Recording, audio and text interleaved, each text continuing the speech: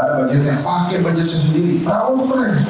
Tapi kalau kemudian dia sampai teriak, udah gak ada duitnya, artinya duitnya itu juga. artinya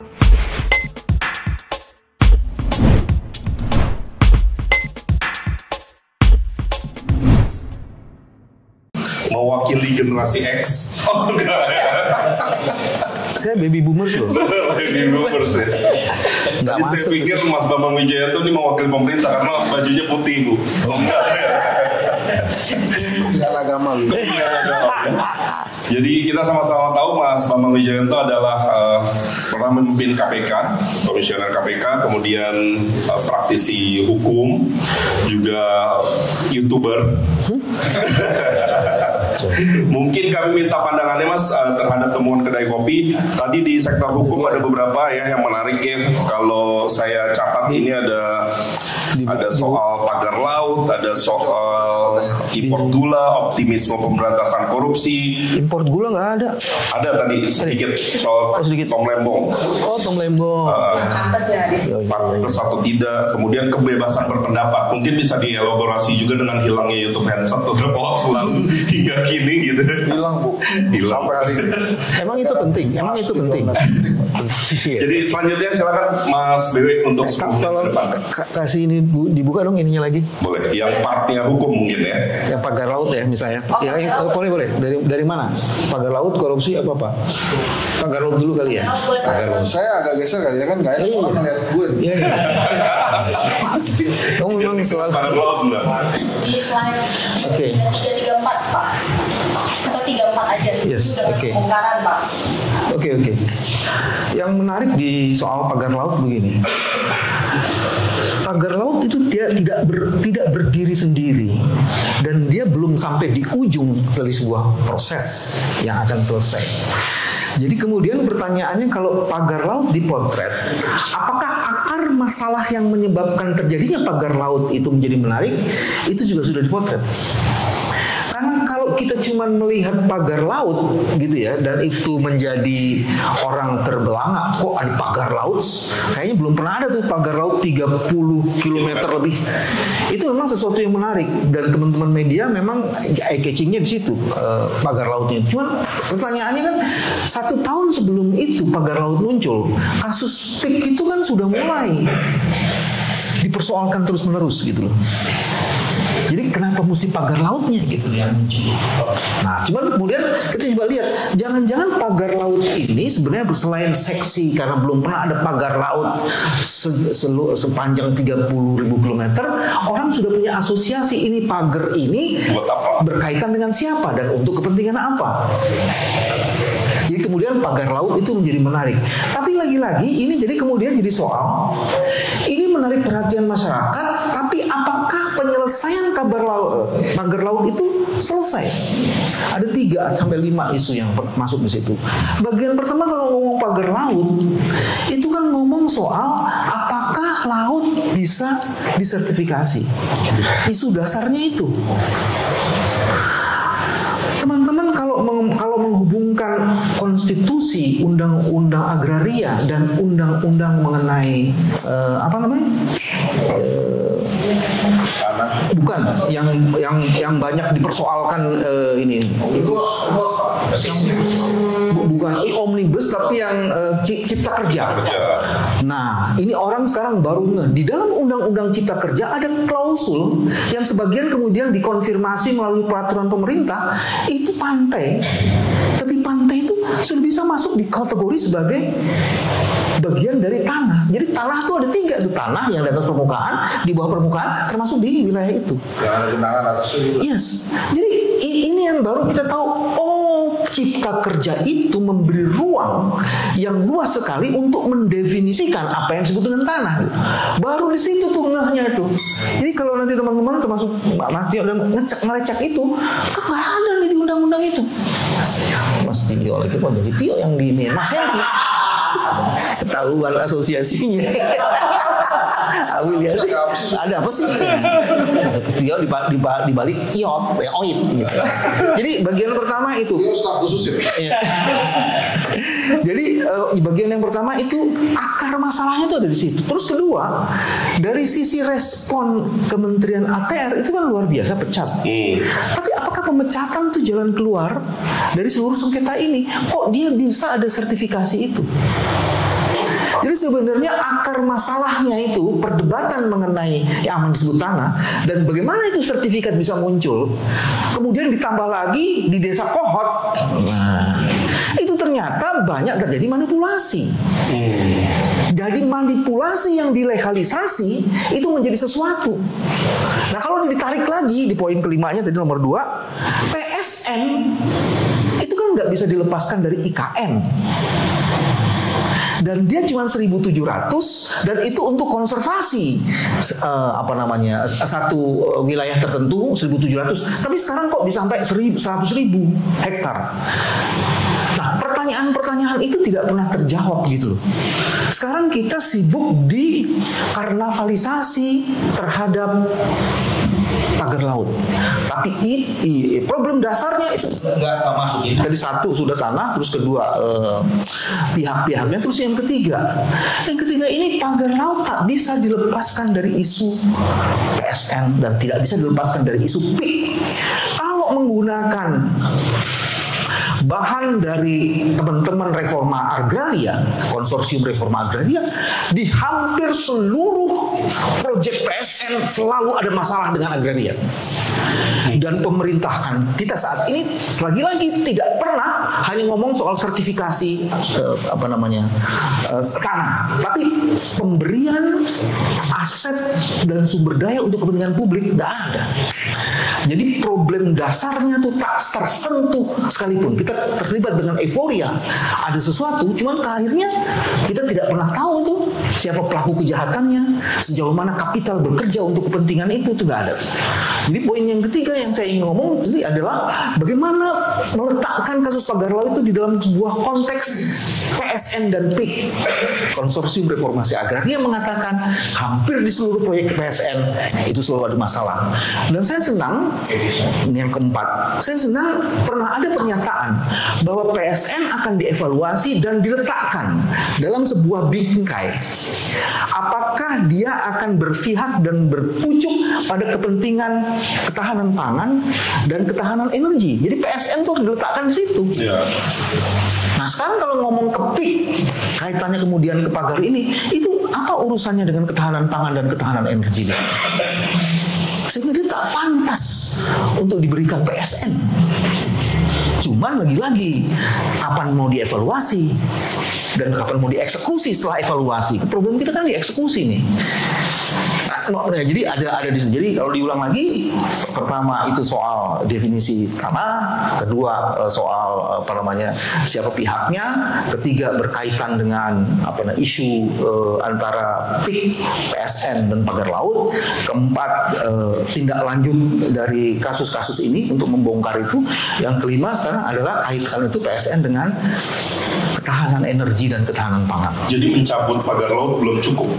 Pak Prabowo harus didorong lebih jauh dari itu. Iya, karena pagar laut harus diletakkan dalam PIK dan PSN dan harus diletakkan dalam cita, visi dan misi. Sehingga perbaikannya akan sangat fundamental. Yes. Oke. Karena perbaikannya harus terstruktur dan fundamental. Yeah. Karena kan gini, ini ada kerangka filosofisnya. Pak Prabowo satu kali menjadi cawapres, dua kali saya yang ketiga untuk memperjuangkan untuk menjadi presiden. Sayang kalau perjuangan yang begitu berat itu cuma ngurusin soal pagar laut, itu sayang sekali gitu. Jadi dia harus masuk pada kedalaman masalah dan menjawab akar-akar problematik yang harusnya dia selesaikan. Itu baru top. Itu baru Pak Prabowo. Itu baru namanya Prabowo jadi pro. Kalau tadi baru pra, kita harus pro dari pra ke pro. Mantap. Cocok. Mana lagi? Korupsi apa nih ininya tadi ininya? Saya ada di Vonis hukuman ringan. Efek jerah, Nah, ini juga menarik. Kalau korupsi hanya melihat dari kasusnya Pak Tom dan kemudian itu kaitannya ke gula dilihat dari situ dan itu di ujungnya kemudian kita terasosiasi dengan kriminalisasi, itu membuat sederhana masalah korupsi yang begitu akut di Indonesia. Saya khawatir itu. Karena apa? Misalnya periksa apa kabar 1 ton emas, apa kabar nikel yang 5,3 juta ton yang tiba-tiba ada di Cina padahal di sini nggak ada. Apa kabar yang dipajak 300 triliun? 300. Nggak, ada yang dipajak kan kemarin ya Pak Mahfud bongkar itu, kita nggak pernah tahu itu kelanjutannya. Jadi dari titik itu sebenarnya ada begitu banyak kasus korupsi yang sangat sistematik, puncak-puncak kasus korupsi yang luar biasa sekali. Cuman kita hanya potret satu, Tom Lembong. Tom Lembong tak bisa dipersepsi sebagai puncak kasus korupsi. Cuman karena dia terafiliasi dengan Anies Baswedan, maka kemudian orang menjadi. Nah, baru kemudian yang kedua setelah kasus-kasus itu, lagi-lagi kita ini Pak Prabowo itu menggunakan 2 frasa kata korupsi di dalam speech-nya dia di inaugurasi. Selain soal ketahanan pangan dan ketahanan energi, dia mengatakan kebocoran ada di mana-mana. Sekarang pertanyaan dasarnya adalah, saya menggunakan logik yang dibangun oleh teman saya dalam sebuah artikel yang ditulis di Tempo. Disebut nggak boleh. Ditulis oleh kedai kopi. Dia mengatakan dia menggunakan Roosevelt dan satu lagi siapa tuh dia menggunakan. Ada kebijakan yang dibuat ketika inaugurasi sebagai presiden itu dilakukan. Paket kebijakan ekonomi apa? Sekarang pertanyaan saya, setelah bicara soal bahwa penutupan kebocoran di mana-mana, paket kebijakan yang bisa mengantisipasi kebocoran itu apa? Bukan kemudian diselesaikan dengan retorika. Mau ke Antartika, bahwa nggak cukup itu, kita tahu semua. Tapi apa yang mesti dikerjakan? Kok tiba-tiba hari ini ada undang-undang BUMN yang menyatakan bahwa komisaris, pengawas, dan direktur itu bukan lagi pejabat-pejabat negara. Kok tiba-tiba sekarang tata tertib DPR bisa mendelegitimasi atau mempersoalkan orang-orang yang pernah dipilih di MK. Bukan di MK, di rapat paripurna DPR. Oh iya, nggak hanya MK, KPK dan seterusnya. Oh iya, semua pejabat negara yang dipilih oleh DPR itu bisa dipersoalkan lagi dengan proses evaluasi. Kok bisa? Itu tatib dipakai untuk mendelegitimasi siapapun posisi-posisi pejabat negara. Sementara yang namanya penyelenggara negara di Undang-Undang BUMN itu kemudian dikatakan bukan penyelenggara negara. Jadi kayak bebas. Tapi kemudian tabrakan dengan undang-undang yang lain. Undang-undang tidak pidana korupsi akibat jet pribadi. Jadi bukan penyelenggara negara. Iya. Jadi didefinisikan tuh penyelenggara negara tuh bukan hanya dia organ dari sebuah struktur, tapi apakah lembaga itu mempunyai dana yang disahkan dari negara, itu masuk sebagai penyelenggara negara. Oh, iya. Selama ini itu yang kita. Kalau dia tercatat di LHKPN, laporan harta kekayaan penyelenggara negara, masih masuk tuh 2 orang itu, 3 lembaga itu. Dan kemudian yang mengerikan lagi di Undang-Undang BUMN itu revisinya bukan hanya direktur, pengawas dan komisaris, seluruh pegawai BUMN tidak bisa dikualifikasi sebagai penyelenggara negara. So, apakah itu bukan yang namanya systematic corruptions? Apakah itu yang bukan yang disebut dengan state capture corruption? Dan ini persis sekali di awal pemerintahannya Pak Jokowi, dia memualkan satu dulu namanya instruksi presiden kalau tidak salah itu dia menyatakan bahwa tidak bisa sebuah penyalahgunaan kewenangan yang tiba-tiba ditarik oleh penegak hukum sebelum aparat yang disebut itu aparat internal.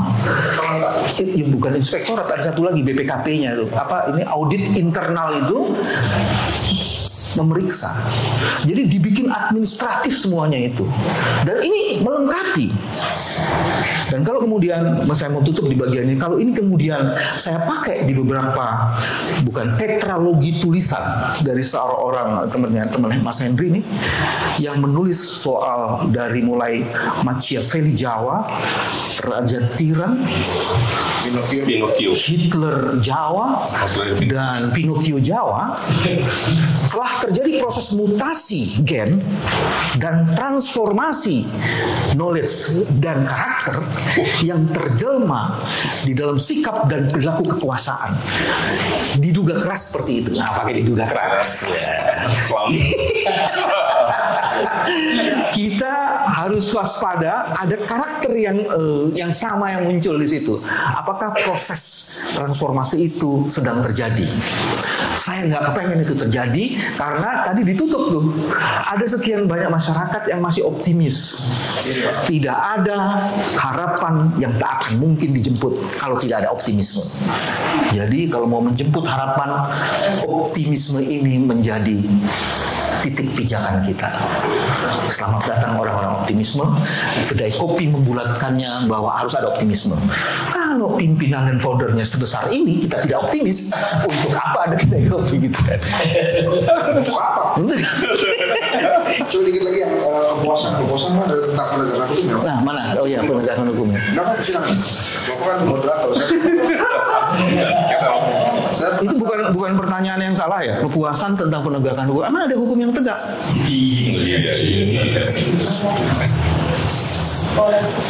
Jangan sampai YouTube-nya kedai kopi di take over juga ya. YouTube saya aja gitu. YouTube-nya kedai kopi baru 68, ini baru 67. Ini ya? Nah, di slideshow. Jadi itu Slideshow. Nah, itu dia. yang mana yang itu? Yang mana tuh? Hak orang terima. Ada pemberantas korupsi 71,9, penegakan hukum 68%, di bawah 3 paling bawah. Oh iya. Kepuasannya kecil. Iya. Kalau dari ranking ini korupsi ternyata memang di bagian bawah kan? Ada di sini dia 71, ini. Walaupun kemudian untuk memperkokoh demokrasi dan hak asasi ini juga pertanyaan loh. Dengan dilontarkannya pernyataan, ngapain sih memilih pilkada itu pakai ini aja, itu pakai DPR aja.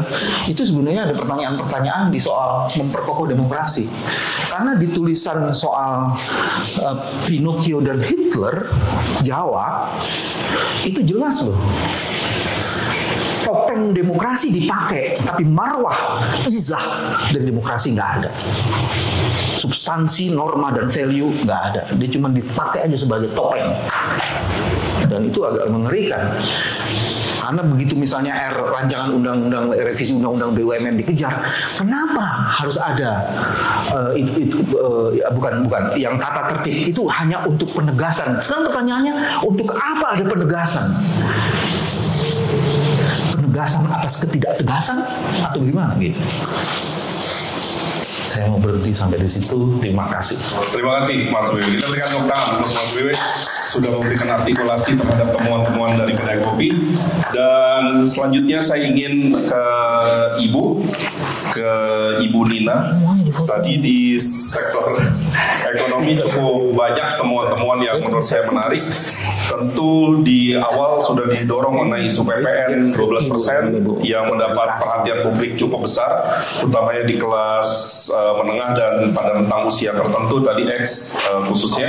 Kemudian ada isu makan siang makan bergizi gratis yang memang soundnya paling kuat sejak kampanye, dan terbukti waktu diimplementasi ya dampak terhadap persepsi positifnya saya rasa jadi positif begitu ya. Kemudian juga ada beberapa isu tadi yang mungkin perlu di-mention atau digali lebih jauh oleh Bu Nina. Kami persilakan Prof. Ya, Sudah Bu. Sudah kedengaran ya? Sudah. Ya, ini pertama tentu saya harus komentar, ini saya sangat objektif berarti kan X-nya itu 44 sampai 55 tahun kita baby boomer Bu. Kita tidak ada di sini. Komentar. Ini berapa Bu? Ya kita ini cuma kelompoknya X. Bukan kita Bu, kami Bu. Kami. Oh kita semuanya. Jadi kami mengomentari hasil yang dua kami gitu. Karena di sini terbukti bahwa yang tidak puas itu X lah. Nah, ya, ini Pak. Saya nggak masuk sini soalnya. Saya di atas kita, kami di atas lagi. Ya. Di atas lagi. Karena kita jadi yang ingin kita katakan adalah hasil ini menarik ya, bahwa kepuasannya 80 tadi yang bilangnya akhir. Tapi harus dilihat memang struktur pengambil datanya itu. Pertama usia, kedua adalah kita lihat sebaran income-nya. Ya. Nah, sebaran income-nya kepuasannya 72 kepuasan. 72 secara umum. Tapi yang tadi saya lihat di belakang optimismenya kepuasannya tinggi juga. Yang tetap tinggi. Jadi ingin mengatakan bahwa ini kalau dilihat dari struktur income-nya middle class yang banyak kan, kelompok tengah ini 3 juta sampai 5 juta, 2 juta sampai 3 juta gitu ya. Hanya ingin mengatakan ya ini representasinya memang di tengah gitu. Dan kita ada studi yang kelompok tengah ini yang paling menyedihkan 5 tahun terakhir gitu. Ya. Ada studi income group itu pakai data Susena. Kita melihat kelompok tengah kan ada hasilnya di BPS 3 itu turun kelompok kelas menengah menjadi rentan menjadi aspiring middle class gitu. Jadi menuju kelas menengah. Jadi turun kelas. Lalu yang bawahnya kalau yang paling miskinnya tidak, tapi yang di bawahnya tuh rentan lagi gitu. Jadi yang terjadi itu di antara tahun 2019 sampai 2024 itu Bapak lihat data BPS kan ada penurunan, pergeseran dari sisi pertumbuhan pengeluaran ya, datanya Susena terus saya nasional. Nah, jadi ini merepresentasikan cerita tentang kelas menengahnya kalau diambil sampling gitu kan. Dan di sini toh masih optimis ya, toh masih 72% yang cukup puas karena punya harapan. Jadi saya pikir harapan itulah yang bisa diharapkan terjadi. Jadi bagaimana membuat harapan terjadi gitu kan. Nah kalau kita lihat kepuasannya pada program, oke, makanan bergizi kita tidak heran. Lagi-lagi waktu tadi di pros artinya itu di prospek gitu ya. Itu kan tadi yang menikmati makanan bergizi kan yang bawah kan. Yang puas lah dia gitu. Yang nggak ada tengah, yang tengah kan di wawancara yang belum dapat dan yang belum dapat ya nggak terlalu, tapi ya kalau jangan puas juga walaupun kecil gitu angkanya. Jadi memang ekspektasi tentang makanan bergizi ini real ya, makanan dan ya ekspektasinya puas. Jadi saya tidak terlalu heran kalau makanan bergizi. Yang menarik itu memang ketika bicara role dari misalnya PIK. Jadi gini, cara mengatasi kemiskinan itu ada dua. Dikasih sedekah terus, seumur hidup dikasih solusi dikasih ini itu. Jadi sedekah ya modelnya kasih ikannya terus. Nah itulah model yang kita lihat dari hasil dan BPS tadi kan kelas poverty-nya, turunnya itu ya tidak banyak dan bergeser berkurang sedikit gitu. Jadi kita misalkan kemarin diumumkan turun sedikit gitu kan. Itu menunjukkan yang paling miskin lega gitu, nggak ada masalah. Yang masalah itu yang mulai kelompok menengah menuju kelas menengah rentannya di tengah 3 kan kalau diambil dari data itu. Dan itu yang sebetulnya sumber untuk keluar dari jebakan middle income trap. Jadi harusnya naik jumlah kelas menengahnya bukan turun. Lemah kan gitu. Jadi cuma hasil ini malah mengatakan masih puas walaupun turun gitu ya. Jadi saya lihat kalau dari sisi kita yang boleh, kenapa? Karena ada pengalaman di negara lain ya, Chile itu kelihatannya baik-baik saja, tapi kelas menengahnya tertekan hanya meledak gitu kan. Kenapa? Karena ini kan kelas yang sebetulnya harusnya tumbuh supaya nanti mau menargetkan 8% pertumbuhan ekonomi keluar dari middle income trap Indonesia emas tahun 2045 itu artinya jadi negara dengan pendapatan tinggi kan. Nah itu harusnya kelas menengahnya yang naik juga atau promosi ya. Jadi kita mengatakan naik kelas kalau dia dari pengusaha kecil menjadi pengusaha menengah jadi pengusaha besar.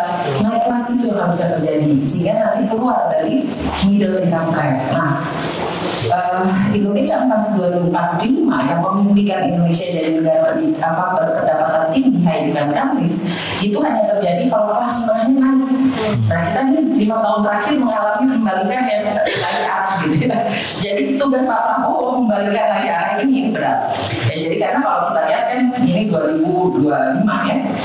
Pertama waktu kita evaluasi di data makro itu angka kan nggak mungkin kita bisa lihat bahwa yang paling miskin itu terbantu dari bansos ya. Jadi proporsinya nggak banyak. Tapi yang tengah ini harus ada program, jadi nggak bisa dikasih bansos kan, bansos menyasar yang bawah itu. Kalau kelas menengah apa? Lapangan kerja, ya. Jadi lapangan kerja ini harus naik kelas dari informal ke formal. Nah kalau kita lihat 2019 itu informalnya 56%, 2024 58%. Jadi yang naik informal, yang formal berarti agak turun kan. Oke, kita bisa kasih asumsi semakin tinggi semakin tidak puas. Berarti PR ya harus digeser supaya kelas informal ini turun, bukan naik proporsinya dari seluruh lapangan kerja. Nah pertanyaan berikutnya, apa itu informal kan? Jadi orang menganggapnya kalau formal itu pasti dapat jaminan sosial. Enggak juga, walaupun 42%, definisi BPS itu yang disebut sektor formal adalah buruh karyawan berpendapatan tetap, titik, berarti berpendapatan tetap. Nah ini yang tadi katakan, apakah berpendapatan tetap itu secara ideal punya jaminan sosial? Nggak selalu, sebagian besar iya. Contohnya apa? Ketika saya coba telusuri, misalnya saya kerja di waktu dapat pendapatan tetap 3 bulan, gitu ya, tapi nggak punya BPJS, gitu ya. Kalau nggak dibeliin sama yang punya waktu, itu gimana? Ya maksudnya tetap buruh karyawan pendapatan tetap. Jadi artinya yang saya ingin katakan, naik kelas ini bertingkat-tingkat gitu ya. Sementara hari-hari kemarin yang kita lihat PHK-nya di sektor tekstil, bata, pabrik sepatu itu. Jadi itu kan pekerjaan yang formal hilang gitu ya. Jadi ini khawatirnya kan ada pengeroposan di tengah. Ini yang namanya deindustrialisasi, premature deindustrialization. Deindustrialisasi gini, karena kita lihat lagi angka makronya 2002 kita pernah 32% peran sektor manufaktur terhadap PDB. Hari ini 2024 lah, angka terakhirnya kan bukan 2025 ya. Data statistik 2024 itu kalau kita lihat peran sektor manufaktur triwulan 3 ini dalam PDB hanya 19%. Jadi Anda lihat tahun 2002 ke 2024 turun dia 32% ke 19. Pertanyaan berikutnya, ngapain aja di tengah-tengahnya gitu kan? Jadi 2002 sampai 2024 ini banyak presiden ada di situ kan? Karena reformasi kita itu 2018 karena 2008 ada Ibu Megawati ya, kan ada transisinya Pak Habibie, ada Gus Dur sebentar, ada Ibu Megawati 3 tahun gitu kan, lalu ada Presiden SBY 10 tahun dan Jokowi 10 tahun. Nah itu semua jadi PR Pak Prabowo kan, dia di ujung. Jadi ibaratnya kalau setiap target mulai saya ingin mengatakan sejarah bahwa biasanya dikasih target sekian persen gitu kan. Saya ingin mencapai 7%, saya ingin kira-kira pada saat Pak Prabowo dikalahkan oleh Pak Jokowi di tahun 2014 itu kan, kita targetnya 7%, kita lihat hasilnya nggak sampai 5%. Berikutnya 2019 turun, targetnya 6%. Gitu jadi tetap aja target itu nggak tercapai, kemarin kita 5%. Hari ini kita mengatakan targetnya Bapak Presiden di akhir periode 2028-2029 8%. Itu karena mengejar yang paling ketinggalan kan. Itu pun juga deg-degan kan, harus banyak out of the box. Nah itulah yang kita belajar banyak dari pemenang Nobel Prize yang namanya Acemoglu. Ya, ini 2024 dia menang karena buku dia terkenal Why Nation Fail, gitu kan? Itu institution, ini areanya. Institution artinya apa? Set of rules and regulation yang menghasilkan economic performance gitu ya. Jadi aturan-aturan itu yang membawa kesejahteraan, sejahtera apa enggak? Itu yang nggak ada. Nah itu PR besar kita semua sebetulnya di tahun ke depan ini. Diawali memang menarik sekali kalau kita lihat PIK itu yang tadi disampaikan, itu menjadi PR besar karena kita lihat tujuannya kan pertumbuhan ekonomi lewat pembangunan PIK gitu kan kira-kira. Tapi PIK yang terkonsentrasi PSN tadi cuma di pojok sana itu pun proyeknya baru aja kan tapi kalau kita lihat sejarahnya PIK 1 itu saya ingat tentang besarnya Bapak Ibu saya profesor saya yang sangat sustainable development sudah terlihat itu gimana banjir nanti makrofnya hancur dan hancur hari ini. Jadi kalau dia argue bahwa itu si pagar adalah menentang abrasi, nah kita jaring-jaring. Jadi Pak Prabowo kemarin gesturnya datang ke Profesor Edi Salim sebelum dia menegaskan bahwa ikan harus dievaluasi lah apa gitu ya. Itu menunjukkan learning prosesnya ada di Presiden Prabowo. Jadi kita sangat berharap bahwa itu hanya gunung es. Kan yang PIK 2 itu dari PIK 1 sampai PIK 2 sampai ujungnya ada pagar laut. Prosesnya sampai merubah undang-undang yang namanya Cipta Kerja yang 1 Sep. Jadi saya sempat waktu itu pernah kita diskusi ya, saya bilang di sekolah umum 5 itu saya waktu di sekolah kami di Bumi. Ya banyak sekali rules yang dipermudah untuk urusan-urusan sustainable development itu kan ada AMDAL gitu kan. Ada kalau kita perhatikan undang-undang yang di luar itu melemahkan supaya cepat katanya, semuanya cepat gitu kan, kerja keras cepat, tapi cepat hasilnya mana? Dari data hasil kok jadi turun kesejahteraannya gitu kan. Jadi ini yang saya message adalah artinya PR besarnya hari ini itu menanyakan kalau begitu evaluasi itu sangat penting kan, dan sangat penting apa target goals-nya, sustainable development goals, bukan hanya tentang pertumbuhan ekonomi. Ada nomor satunya tuh tidak ada lagi extreme poverty ya di dunia, itu nomor satu dari sustainable development. Lalu belakangnya strengthen institution, jadi strong institution untuk sustainable development itu sustainable development goals itu ada kriterianya. Yang saya ingin katakan, poverty itu terjadi berarti bukan bisa diatasi dengan bansos, tapi dengan sustainable development. Jadi ini yang harusnya hati-hati dilihat. Jadi ketika Pak Prabowo memang set up bahwa pertumbuhan ekonomi itu harus dikejar, lalu sektor swasta itu masuk, dan memang udah ada dari dulu ya, sektor swasta itu masih menjadi tulang punggung karena kalau kita lihat angka-angka GDP kita kan kemarin tumbuh 4,95% kira-kira. Sektor swasta itu peran pertumbuhannya 1,23, sementara government itu cuma 0,32 kira-kira porsi dari pertumbuhan itu. Artinya sektor swasta besar, dan mana itu akan diperoleh PDB ya, produk domestik bruto. Nah, yang kita telusuri apakah pertumbuhannya menghasilkan equity gitu kan, dan menghasilkan sustainability gitu ya. Jadi apa? Tidak merusak ekosistem dari laut, dari darat. Kalau kita lihat PIK 2 itu sempurna kerusakannya. Lautnya dirusak, itu sungainya diuruk. Gitu. Apalagi sawahnya dicampur, dibuat longsor.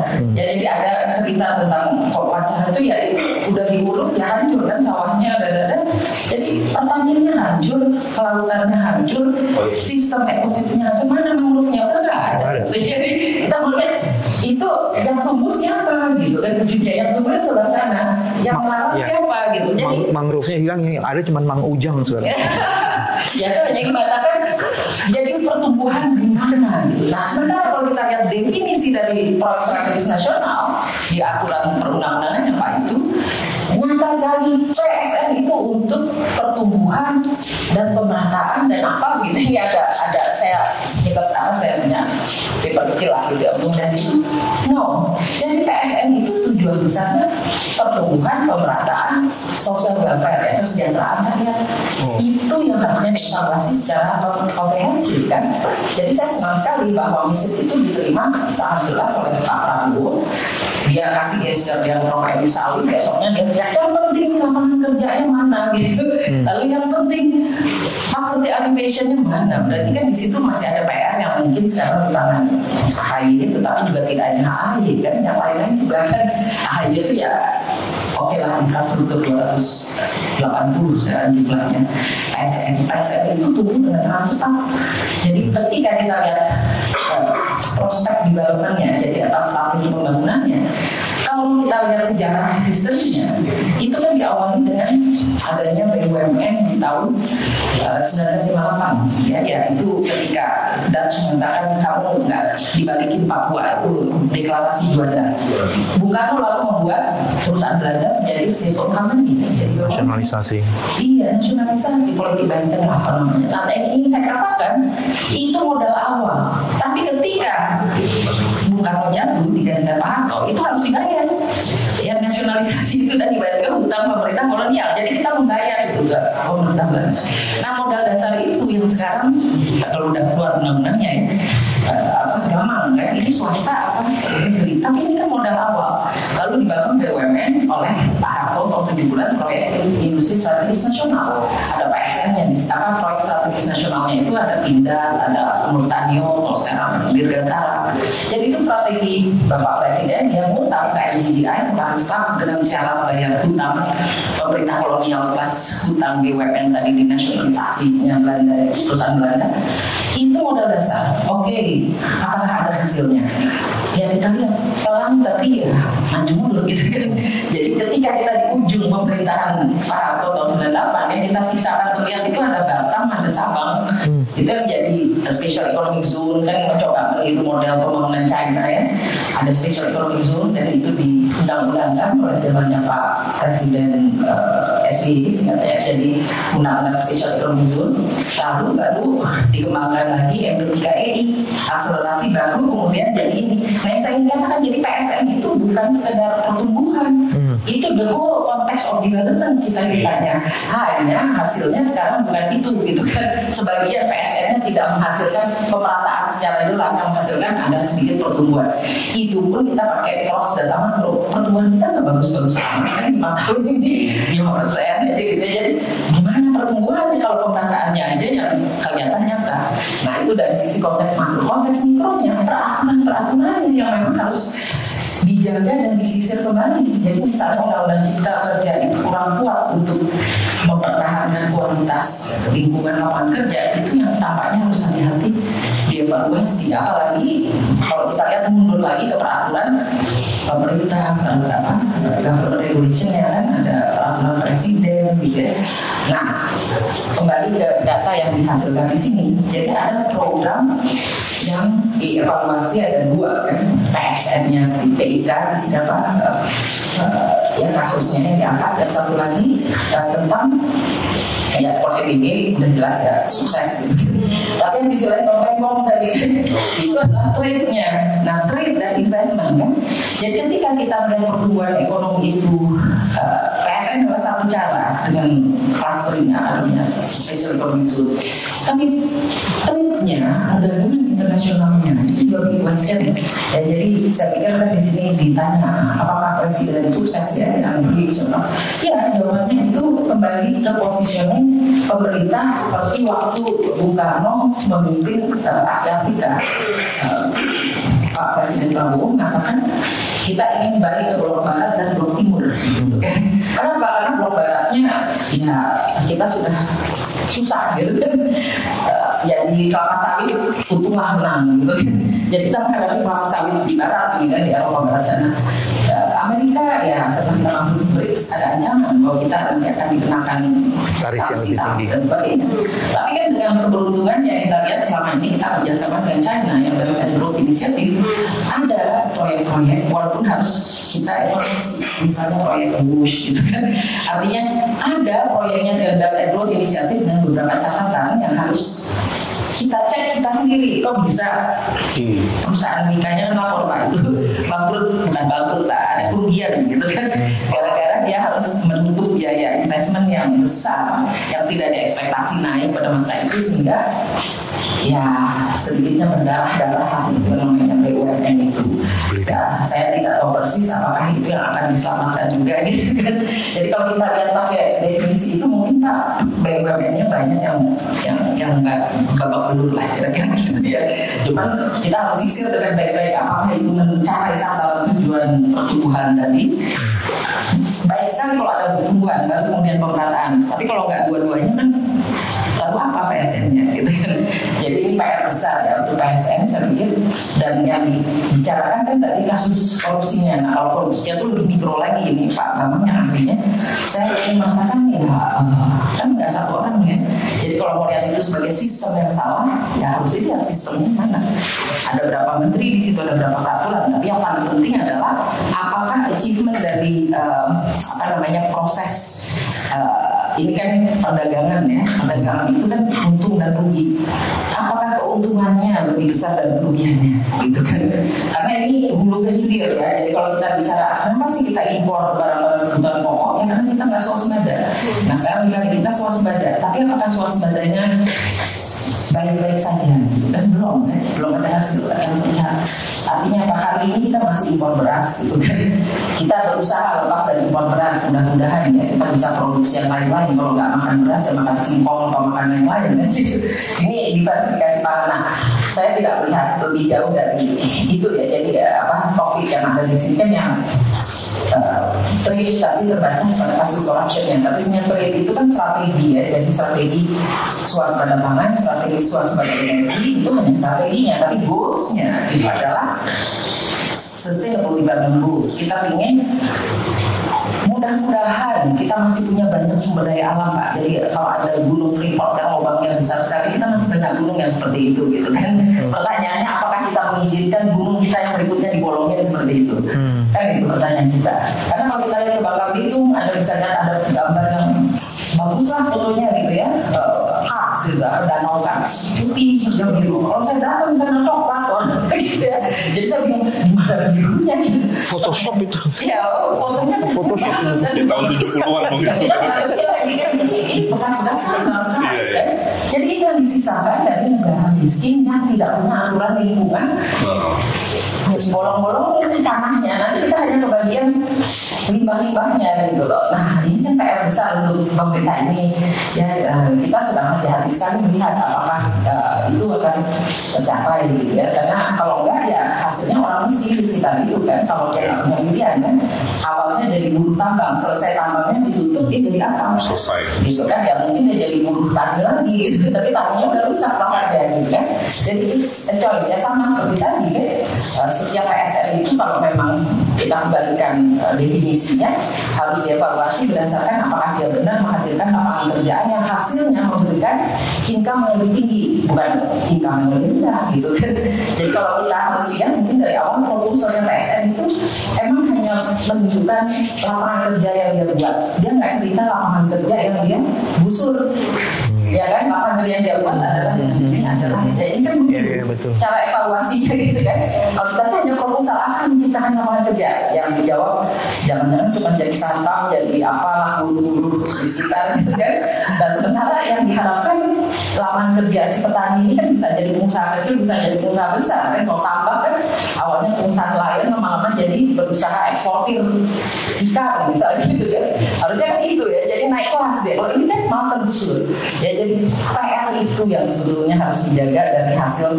Kita optimis, mudah-mudahan hasil riset kan optimis, mudah-mudahan Bapak Prabowo menangkap message-nya, karena dia sekarang mulai mana PSN itu hasilnya kepada lapangan kerja, itu ada statement itu. Hanya apakah pada level kementeriannya dia akan masuk ke regulasi ya, saya belum melihat secara strategi untuk evaluasinya seperti apa, karena evaluasi itu bukan berdasarkan, harusnya jangan hanya berdasarkan proposal yang dia masukkan, tapi harus kembali ke goals awalnya yaitu social welfare gitu loh. Kalau hanya proposalnya kan udah Pak, udah saya ciptakan lapangan kerja baru 1.000 buat apa sapam tadi apa gitu, bukan itu kan, harusnya impact keseluruhan. Jadi impact dia menghasilkan dengan mengurangi, harusnya dia lihat apa hasilnya setelah terjadi penggusuran gitu kan. Penggusuran itu mengurangi lapangan kerja kemana dia, apakah kesejahteraan orang yang digusur lebih baik dari sebelumnya. Kalau dia jadi lebih buruk di sini tapi di sini lebih baik sedikit gitu kan, makanya terjadi ketimpangan ya. Saya pikir itu yang message yang saya belum lihat pertanyaan ke arah sana. Di sini ada harapan mudah-mudahan peraturan-peraturannya dimulai dengan evaluasi PSN tadi menghasilkan kesejahteraan yang sifatnya komprehensif merata gitu ya. Jadi bukan hanya sekelompok kecil yang menikmati, sekelompok besar tergusur gitu kan kira-kira. Nah ini kan hasil data makro kita sudah menunjukkan itu, dengan kelas menengah yang menurun itu artinya yang turun kelas banyak, yang bertahan atau tambah kaya ada di pojok sana sedikit gitu ya. Jadi kita melihatnya kan bukan ini mimpinya kita mau keluar. Mimpinya adalah kita maju sama-sama naik kelas. Yang sana tambah kaya nggak apa-apa, tapi yang lain naik kelas juga gitu. Jadi bukan turun kelas. Ya, nah ini yang diperjuangkan 5 tahun ke depan sebetulnya kan. Apakah yang turun kelas tadi bisa naik kelas lagi lebih bagus? Kalau ada yang kaya tambah kaya, ya nggak apa-apa, asal yang kurang kaya juga tambah kaya. Kalau ini kan yang middle class turun kelas, yang kaya tambah kaya atau tetap kaya. Lah yang miskin ada sedikit kenaikan tapi hanya ke arah bagusan, jadi nggak nambah banyak, yang turunnya lebih banyak gitu. Jadi kan pergeseran itu yang harus dianalisis. Dan nah, saya pikir message itu kelihatannya belum sampai kepada regulasi untuk pengawasan, evaluasi, seperti dipermudah dia berusaha jadi nelayan, yang tadinya petani kembalikan haknya tetap jadi petani kalau dia nggak mau jual tanahnya gitu ya. Nah seperti itu kita belum lihat. Mungkin nanti ke depan kedai kopi bisa melihat Bu Nina Sapri Triaswati, terima kasih, kita berikan tepuk tangan untuk Ibu. Karena saya elaborasi yang sangat menarik, diggingnya luar biasa. Tadi tentu ada banyak hal ya, diantaranya soal faktor ekonomi sangat berpengaruh signifikan terhadap pembangunan ekonomi kita. Ibu juga tadi menyampaikan beberapa catatan untuk PSN, dan dengan cara yang berbeda tampaknya memang Ibu menyampaikan ini kayak perlu dievaluasi di banyak hal gitu yang penting untuk dilihat. Kemudian tadi soal kelas menengah tuh memang butuh program, karena tadi kelas bawahnya hanya naik kecil, kelas menengahnya makin turun, dan terlihat di survei kedai kopi misalnya kalau bicara soal PPN 12%, faktor yang membuat tidak setujunya kan soal kelas menengah bilang bahwa beban ekonominya meningkat, daya belinya turun gitu ya. Jadi ini kan simptom-simptom gejala-gejala yang mengokohkan tesis kita bahwa kelas menengah ini lagi kelimpungan, dan konsolidasi di media sosial yang begitu cepat kalau ada masalah ekonomi, menurut saya itu juga gejala bahwa kelas menengah kita sebenarnya lagi jerit-jerit gitu. Jadi mudah-mudahan segera ada program-program untuk menolong kelas menengah kita. Dan yang paling penting menurut saya soal sustainability, yang tadi Ibu Dina berkali-kali mengulang-ulang, pembangunan harus berkualitas, pembangunan harus sustain, nggak boleh naik di satu titik aja, tetapi di titik lain sebaliknya. PSN harus menjadi game changing, tidak boleh hanya menguntungkan salah satu pihak, dan pemerataan adalah salah satu dasarnya. Mungkin itu saya nanti akan persilakan teman-teman untuk mendigging lagi, menggali lagi di sesi tanya jawab. Sekarang saya langsung ke Mas Hendri Satrio. Di konteks politik tentu juga tidak kalah menarik. Tadi di awal dari temuan kedai kopi menyetir soal kabinet. Menariknya sepertinya memang ada optimisme ya, tapi kan angkanya 65% kalau nggak salah soal postur kabinetnya itu sendiri. Ada di poin keduanya bahkan soal soal kapasitas itu juga dipertanyakan gitu ya. Nah ini menarik, dan soal relasi Jokowi Prabowo sebagian masih oke, tetapi ada pengaruh, dan ini sering dibahas di media mainstream soal apakah Prabowo masih di bawah bayang-bayang Jokowi dan seterusnya. Mungkin Mas Hensat bisa kasih komen. Terima kasih Mas Bima, Prof.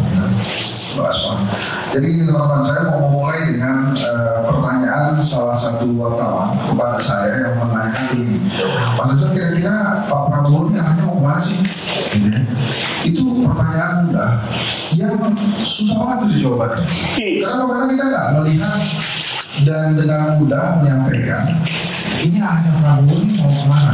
Waktu Pak Jokowi, walaupun dia meleset-leset gitu ya, mau kayak 7% segala macam, tapi orang melihat adalah sosoknya seorang Jokowi yang datang dari kelas sederhana, yang menimbulkan optimisme besar sekali. Jadi pada saat ditanya, ini Jokowi mau mana? Dia pasti mau benerin Indonesia, dia pasti mau menggunakan oligarki, karena ada harapan di sana. Tapi begitu Pak Prabowo muncul sebagai sosok yang memang dari kalangan elit, pertanyaan itu ternyata sulit sekali dijawab. Apalagi dalam kaitan dengan program-program flagshipnya Pak Prabowo, ternyata uangnya ada. Jadi programnya spending semua. Sementara program-program yang harus mendatangkan revenue itu rata-rata tidak jadi dilaksanakan. PPN 12%, kemudian dana antara, kemudian badan penerimaan negara itu juga belum ada. Jadi mungkin saat ini Pak Prabowo punya banyak sekali program-program bagus, tapi dia mengutip Ustadz Yusuf Mansur, dari mana duitnya gitu kan. Itu yang dia pikirin. Nah tapi teman-teman semua, kalau kita lihat dari apa yang tadi disampaikan Mas Imam tentang hubungan Pak Prabowo dengan Jokowi, ternyata rakyat masih oke-oke aja. Dan rakyat mencatat ini kali pertamanya ada presiden baru dan mantan presiden komunikasinya bagus. Belum pernah terjadi dari zaman Soekarno. Soekarno nggak begitu, apalagi Ibu Mega dan SBY Jokowi yang awal-awal. Tapi sekarang hubungannya baik-baik antara Pak Jokowi dengan Pak Prabowo. Tapi juga hal ini distimulasi ada kritisnya gitu dari masyarakat. Wah, ini jangan Pak Prabowo disir Pak Jokowi dan lain-lain. Nah, kemudian yang kedua, teman-teman, dari masih tentang pertanyaan ini Pak Prabowo mau kemana? Kalau kita lihat dari ketidakpuasan yang ada, ini kalau kita lihat ada perilaku Menteri Pejabat yang fantas, kemudian kebijakan ekonomi kurang berpihak, tidak terlihat perubahan signifikan, kebijakan tertentu menimbulkan kontroversi, program prioritas tidak seharapan.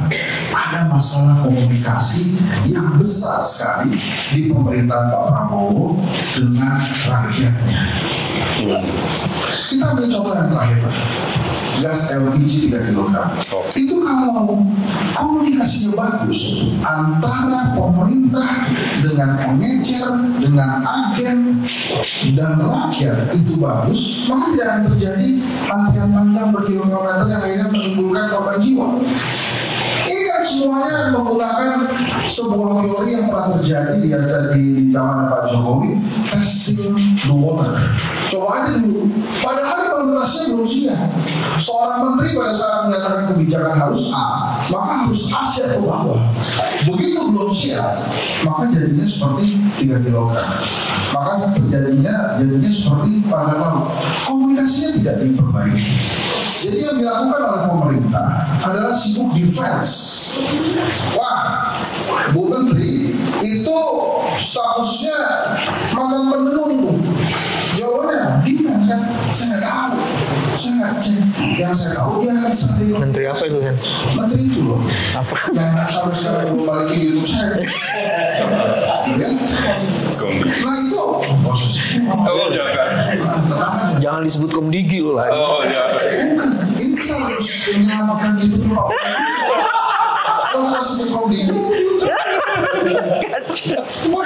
jadi kita harus. Nah itu kan defense. Jadi kebanyakan defense-nya, kenapa? Komunikasi yang baik itu tidak terjadi di masyarakat. Sementara mungkin pemerintah merasa komunikasinya benar nih. Udah benar nih, kita sudah mengkomunikasikan kok. Misalnya si LPG itu dikatakan bahwa ini kebijakannya sudah kita sosialisasikan dari 2023. Lah kita nggak tahu 2023 disosialisasikan di kantornya. Ya iya mungkin kejadian, tapi kalau rakyat enggak. Nah maka kalau kita lihat dari hasil temuan ketidakpuasan, ini memang satu masalah komunikasi. Yang tadi yang pertama adalah masalah uang menurut saya. Yang kedua adalah masalah komunikasi. Nah yang ketiga ini sebetulnya tingkat kepuasan dan ketidakpuasan ini sangat menarik justru kalau kita bahas tentang ketidakpuasan. Kenapa kalau kepuasan tinggi 72% atau berjaya kedai kopi, tapi begitu tanya ketidakpuasan ada juga banyak. Kalau kepuasan 72%, artinya ketidakpuasannya harusnya tinggi. Gitu. Tapi memang lagi-lagi 100 hari belum cukup untuk mengevaluasi. Tapi apakah perlu dilakukan reshuffle kabinet? Dan dari pertanyaan memang begitu. Saya sering sekali ditanya seperti ini dan saya selalu jawab, mari teman-teman kita ingat pada saat pelantikan menteri. Dilantik menteri jam 10, jam 12 sudah banyak yang bertanya ini reshuffle-nya kapan? Jadi cuma dikasih 2 jawaban dan salah tidak. Ada ketidakpuasan dari masyarakat terhadap orang-orang yang dipanggil oleh Presiden Prabowo dan dilantik menjadi orang-orang terdekatnya. Ada kutipan netizen bagus banget.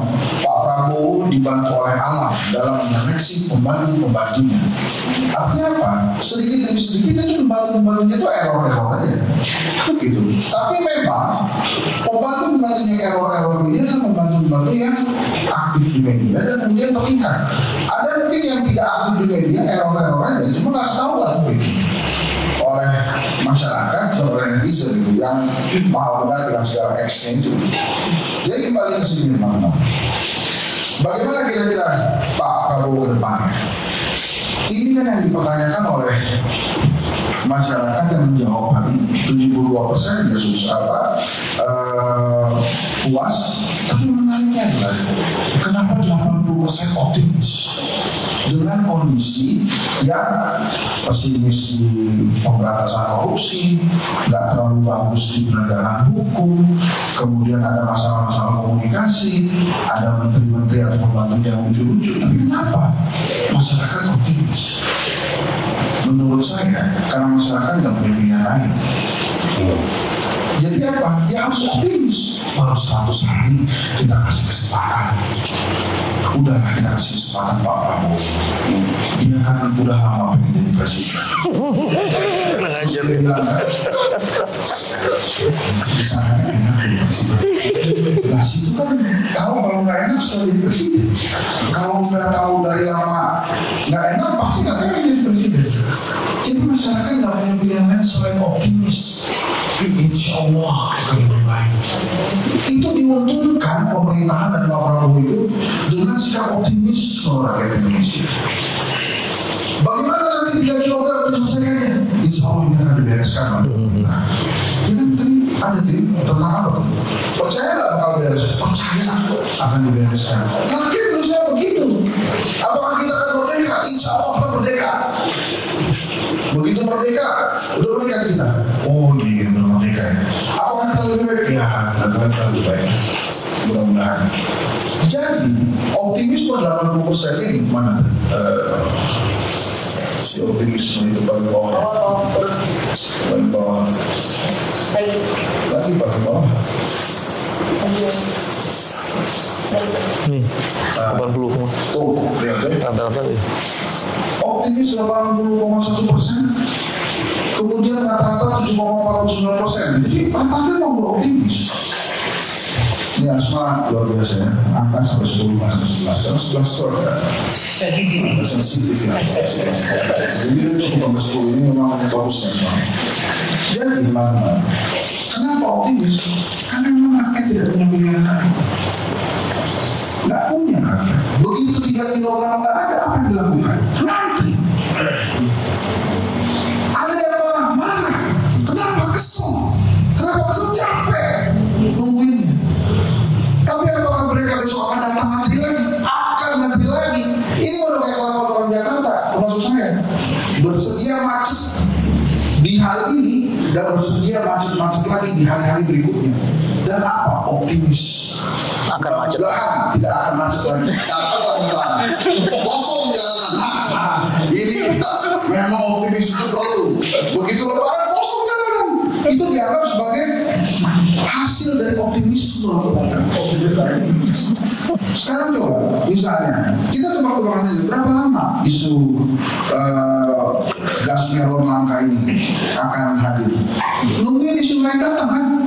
Makanya begitu 3 melon ini meledak, apa tuh pikiran para netizen yang budiman itu? Ini pasti untuk menutup isu pangan laut. Ya kan? Buat fans MU, ini pasti untuk menutup kekalahan MU dari Crystal Palace. Jadi ini bikin aja begitu. Kenapa kami Indonesia optimis? Prof. Nia Sapi menyampaikan kita harus keluar dari middle income trap. Tadi saya baru dengar tuh istilahnya middle income expired. Udah expired, bentar lagi ini di situ. Ya, uangnya middle income kan expiring middle class. Menuju middle class, jadi middle class menuju middle class. Bukan yang udah expired. Expiring. Bukan dying. Dying beda lagi. Itu tapi gagal menjadi sama-sama kaya. Bukannya naik kan ini ke bawah. Malah. Itu Shrinking. Apakah Pak Prabowo nggak tahu? Tahu saya yakin. Tapi mau gimana? Karena pertanyaan dasarnya dari mana duitnya? Kan kita dengar dia Pak Prabowo kan nggak ada acara di Berbahida, nggak ada budgetnya, pakai budgetnya sendiri. Prabowo keren. Tapi kalau kemudian dia sampai teriak, udah nggak ada duitnya, artinya duitnya itu juga. Artinya itu. Namanya bilang, di sana enak di presiden. Jadi kita bukan jujur seorang Prabowo. Harus kita bantu, harus dibantu. Gimana caranya? Ada ketua DPR bilang nggak dizakat, diomelin. Padahal hasil surveinya Kedai Kopi ini memang menunjukkan kedermawanan rakyat Indonesia itu tinggi. World Giving Index yang menempatkan rakyat Indonesia itu paling dermawan sedunia. Malaysia nomor 2 ya. Nomor 2 kita tetapkan nomor 2. Nah, jadi karena kedermawanan rakyat Indonesia tinggi menurut World Giving Index dan Kedai Kopi, bahkan survei Kedai Kopi pun menyatakan demikian kan. Rakyat mau kok membantu, tapi ngomong yang benar. Ya, kita dibantuin dong. Kalau ngomongnya benar, pasti dibantuin. Jangan ngomong minta bantuan, tapi protes duluan. Semua orang. Jangan begitu juga. Lagi minta bantuan, penegakan hukumnya jelek. Jangan gitu. Lagi mau minta bantuan, rakyatnya kesini sama penegakan korupsi di Indonesia. Jadi kalau mau minta bantuan, juga dikasih. Apa yang diinginkan rakyat itu diberikan. Ya, dulu waktu zaman kemerdekaan Republik Indonesia, waktu Mas Imam itu lah, Mas Imam udah saya, itu kan diceritakan bahwa pejuang-pejuang kita itu mendapatkan bantuan dari rakyat, makanan lah, itu suahel. Kenapa rakyat bantu sekarang? Karena rakyat tahu dengan membantu para tentara ini kita bisa merdeka. Tapi kalau sekarang kita mau bantu, tapi ternyata kelakuan pejabatnya lucu-lucu, ya susah. Kita mau melakukan penghematan, kata pejabat. Ya lo harus, itu bukan prestasi. Kalau ada pejabat berhemat, itu kewajiban. Itu perlu saya tahu. Bedain antara kewajiban dan prestasi. Polisi nangkap penjahat, benar. Tapi kewajiban. Polisi kasih makan anak yatim, itu prestasi bukan? Bisa jadi prestasi, tapi tugasnya bukan itu. Tugasnya diberesin dulu, tapi kita apresiasi apa yang dilakukan oleh Pak Polisi, Pak Darsa. Jadi saya ingin ungkapkan lagi teman-teman tadi tentang ketidakpuasan itu karena memang dilakukan buru-buru, terus kemudian tes kedua dan lain-lain, akhirnya ketidakpuasan itu tetap ada. Satu lagi poin saya yakin dengan alasan pemerintah Pak Prabowo dengan banyaknya menteri diharapkan mereka akan fokus terhadap pekerjaan-pekerjaan. Tapi memang gara-gara banyak menteri baru-baru itu, kelihatannya baru 3 bulan ini mereka tidak dirasakan kinerjanya. Ini sudah mau masuk Lebaran dan biasanya Ramadan dan Idul Fitri adalah Eptanas atau UMPTN, Eptanas sama atau ujian bagi pemerintah. Ini lolos nggak membawa Indonesia lebih baik. Jadi jangan ada kemudian pemerintah yang begini. Ya namanya Lebaran emang biasanya harga-harga barang naik. Jangan begitu. Jadi biasa-biasa aja. Tapi yang harus dijaga supaya tidak terlalu tinggi harga-harga itu. Jadi itu teman-teman. Saya berterima kasih tadi Pak Bambang, kemudian Prof. Nina Sakti sudah menyampaikan hal yang luar biasa. Satu lagi Mas Imam sebelum itu terakhir.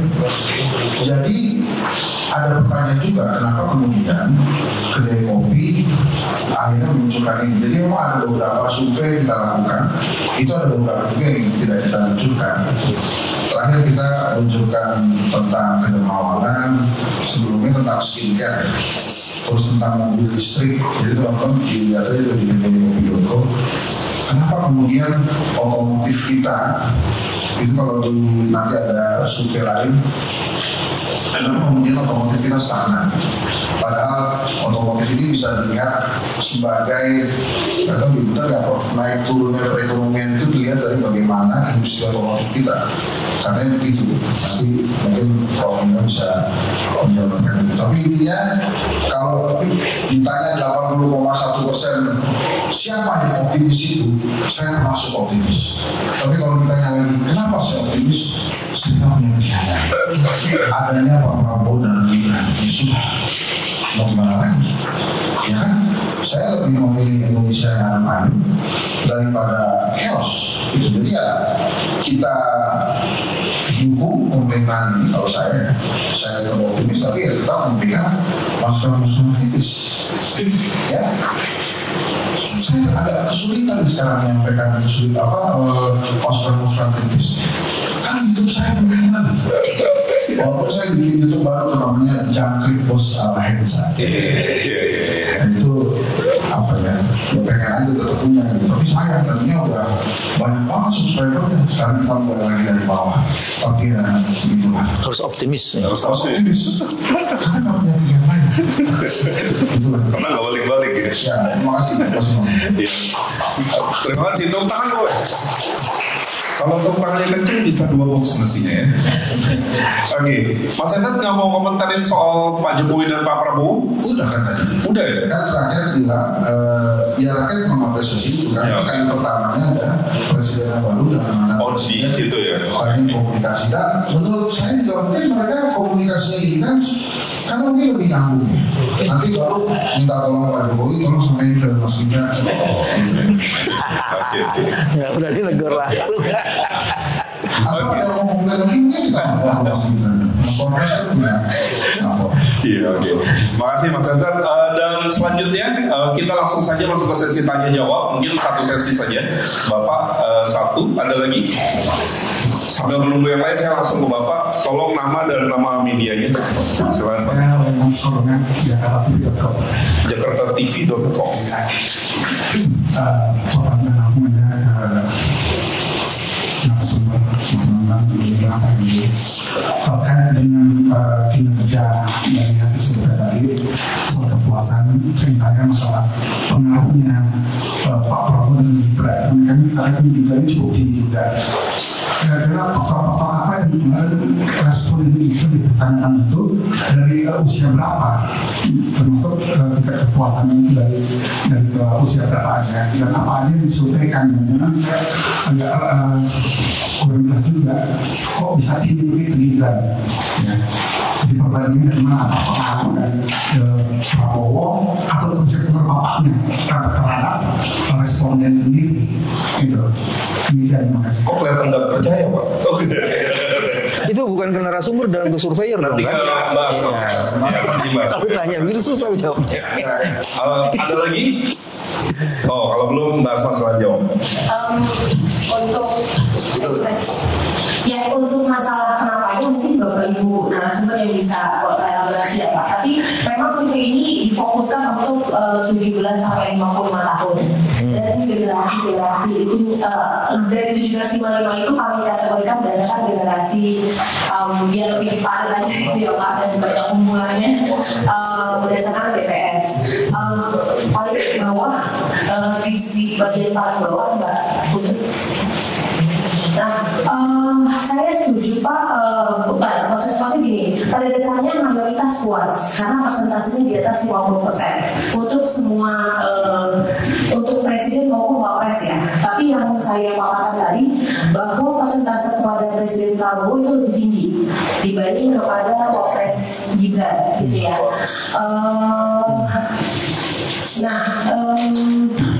Ini secara total bahwa, secara umum juga, secara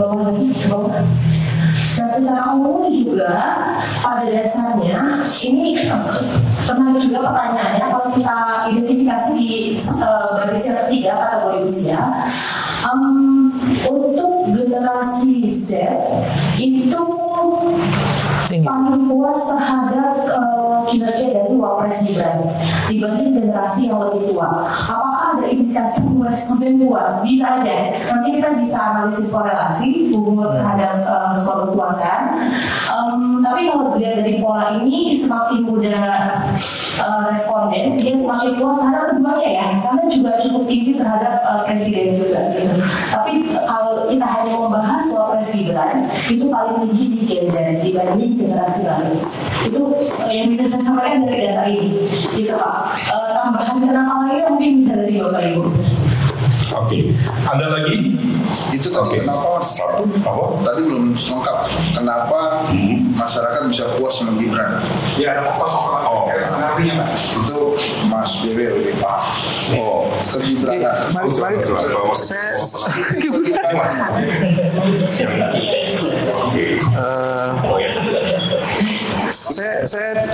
saya coba masuk di makan siang gratis.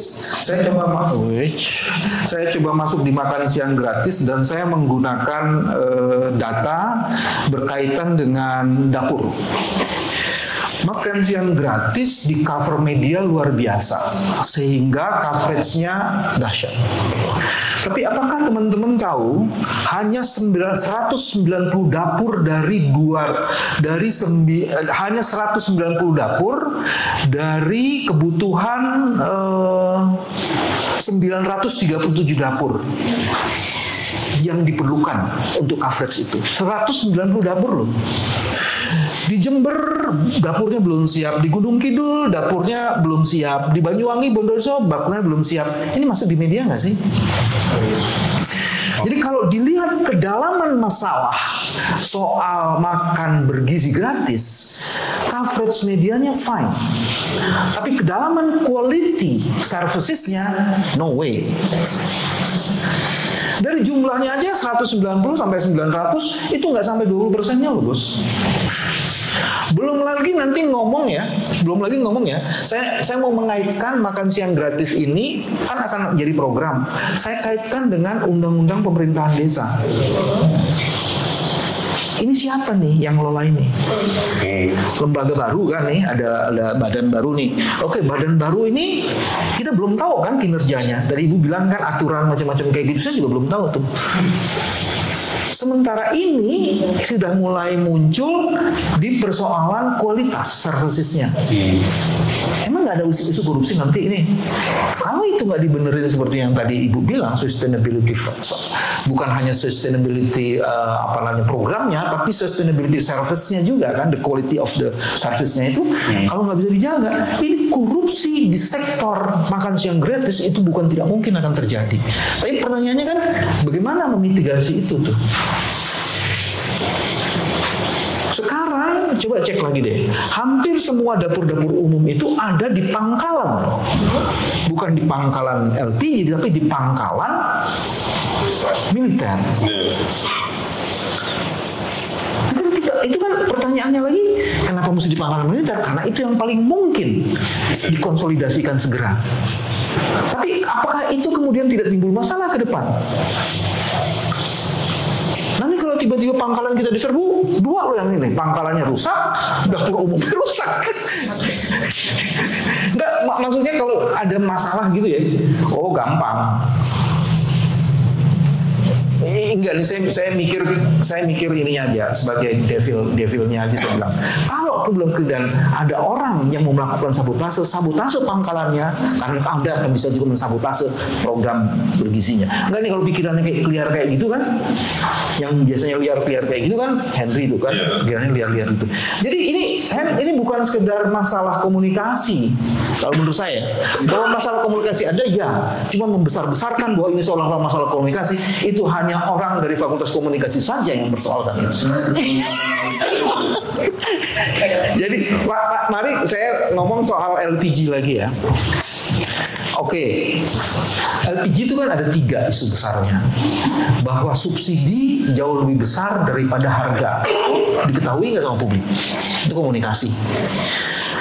Harga 42.500 dijual 42.750 dijual 12.000. Ya enggak Bu, harga realnya itu sebenarnya 42.750. Di pangkalan harganya 12.750, subsidinya 30.000. 36.000 per kilogram 12.000. Iya, harganya segitu 12.750, disubsidinya 30.000, angka realnya sebenarnya 42.000. Jadi kan disubsidi jauh lebih besar daripada ini. Harga dari Kementerian Keuangan yang 15.000, dia jualnya 18. Iya, dijualnya sampai 22.000. Nah, jadi sebenarnya di pangkalan itu terima dari yes. Jadi kan artinya ada problemnya kan begini dulu ya. Harga 42.750, disubsidi 30.000, mestinya di pangkalan 12.750, tapi faktanya rakyat membeli 20.000, 22.000, 25.000. Itu yang saya tangkap gitu ya. Itu satu. Sekarang pertanyaannya bahwa ternyata ada problem di soal distribusi kan Bu. Terus pertanyaannya kenapa enggak root of the distribution-nya itu yang diperbaiki gitu loh. Karena kalau satu agent dikasih di drop 150 sampai 300, masa sih kita nggak punya coverage area nih satu agent ini dia coverage-nya tuh berapa banyak? Kan kalau kita punya data itu Bu, nih orang banyak yang orang miskinnya tuh DEF-nya tuh kelompoknya tuh ada di mana aja sih di situ. Kan mestinya kan bisa kita capture tuh. Maksud saya dari satu sisi itu mungkin problem komunikasi, tapi bagian kedua dia tak paham jalur distribusi untuk supply chain itu. Dia belum belajar di situ, Bos. Atau dia harus memperbaiki di situ. Nah, itu yang menurut saya jadi problem besar. Jadi soal LPG ini bukan sekedar adanya cost yang lebih tinggi karena ada yang menikmati rente, bukan hanya itu, tapi kita tidak mempunyai sistem distribusi yang bisa mengelola itu. Oke. Itu poinnya sebenarnya. Oke, mungkin cukup kali ya. Apa Ibu ada yang mau ditambahkan? Ada satu pertanyaan lagi soal. Yang kenapa itu saya tambahkan. Oke. Kenapa tingkat kepuasan terhadap Mas Gibran tinggi, Pak? Mas Gibran ini kan anaknya Pak Jokowi. Semuanya pencitraan itu Pak Jokowi, Pak. Jadi Mas Gibran pergi kemana-mana. Bagaimana caranya dia disukai oleh publik? Bergizi. Nggak ngurusin sistemnya gimana? Itu caranya. Dan itu disukai, Pak. Kan tadi udah kelihatan ya. Makin tinggi pendidikan, makin kritis. Makin rendah pendidikannya, makin puas. Susu dan bagi-bagi adalah cara terbaik untuk disukai. Betul. Itu terbukti. Pak Gibran yang begitu itu, dia cocok itu caranya. Siapa dia mau belajar dari siapa lain kalau dari Pak Jokowi? Soalnya sebentar lagi dia pasti foto-foto sendirian. Karena itu caranya orang begini. Ya, kan kalau kita lihat banyak sekali video itu kan pada saat yang mengunjungi sekolah-sekolah pada saat program makan gratis, apa yang dia lihat?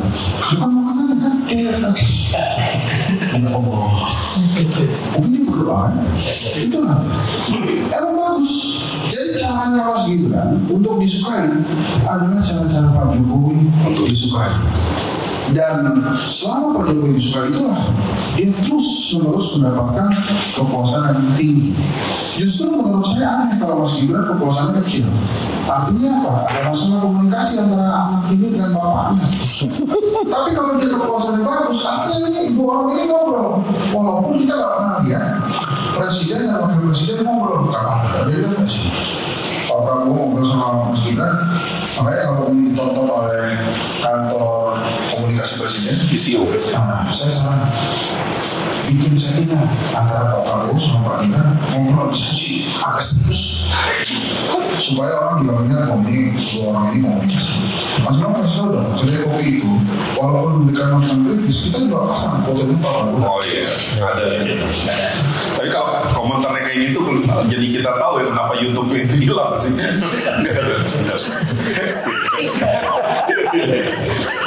Oke. Ada lagi?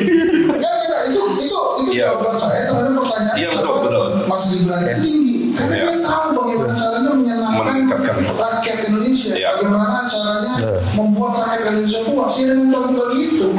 Dan apapun boleh.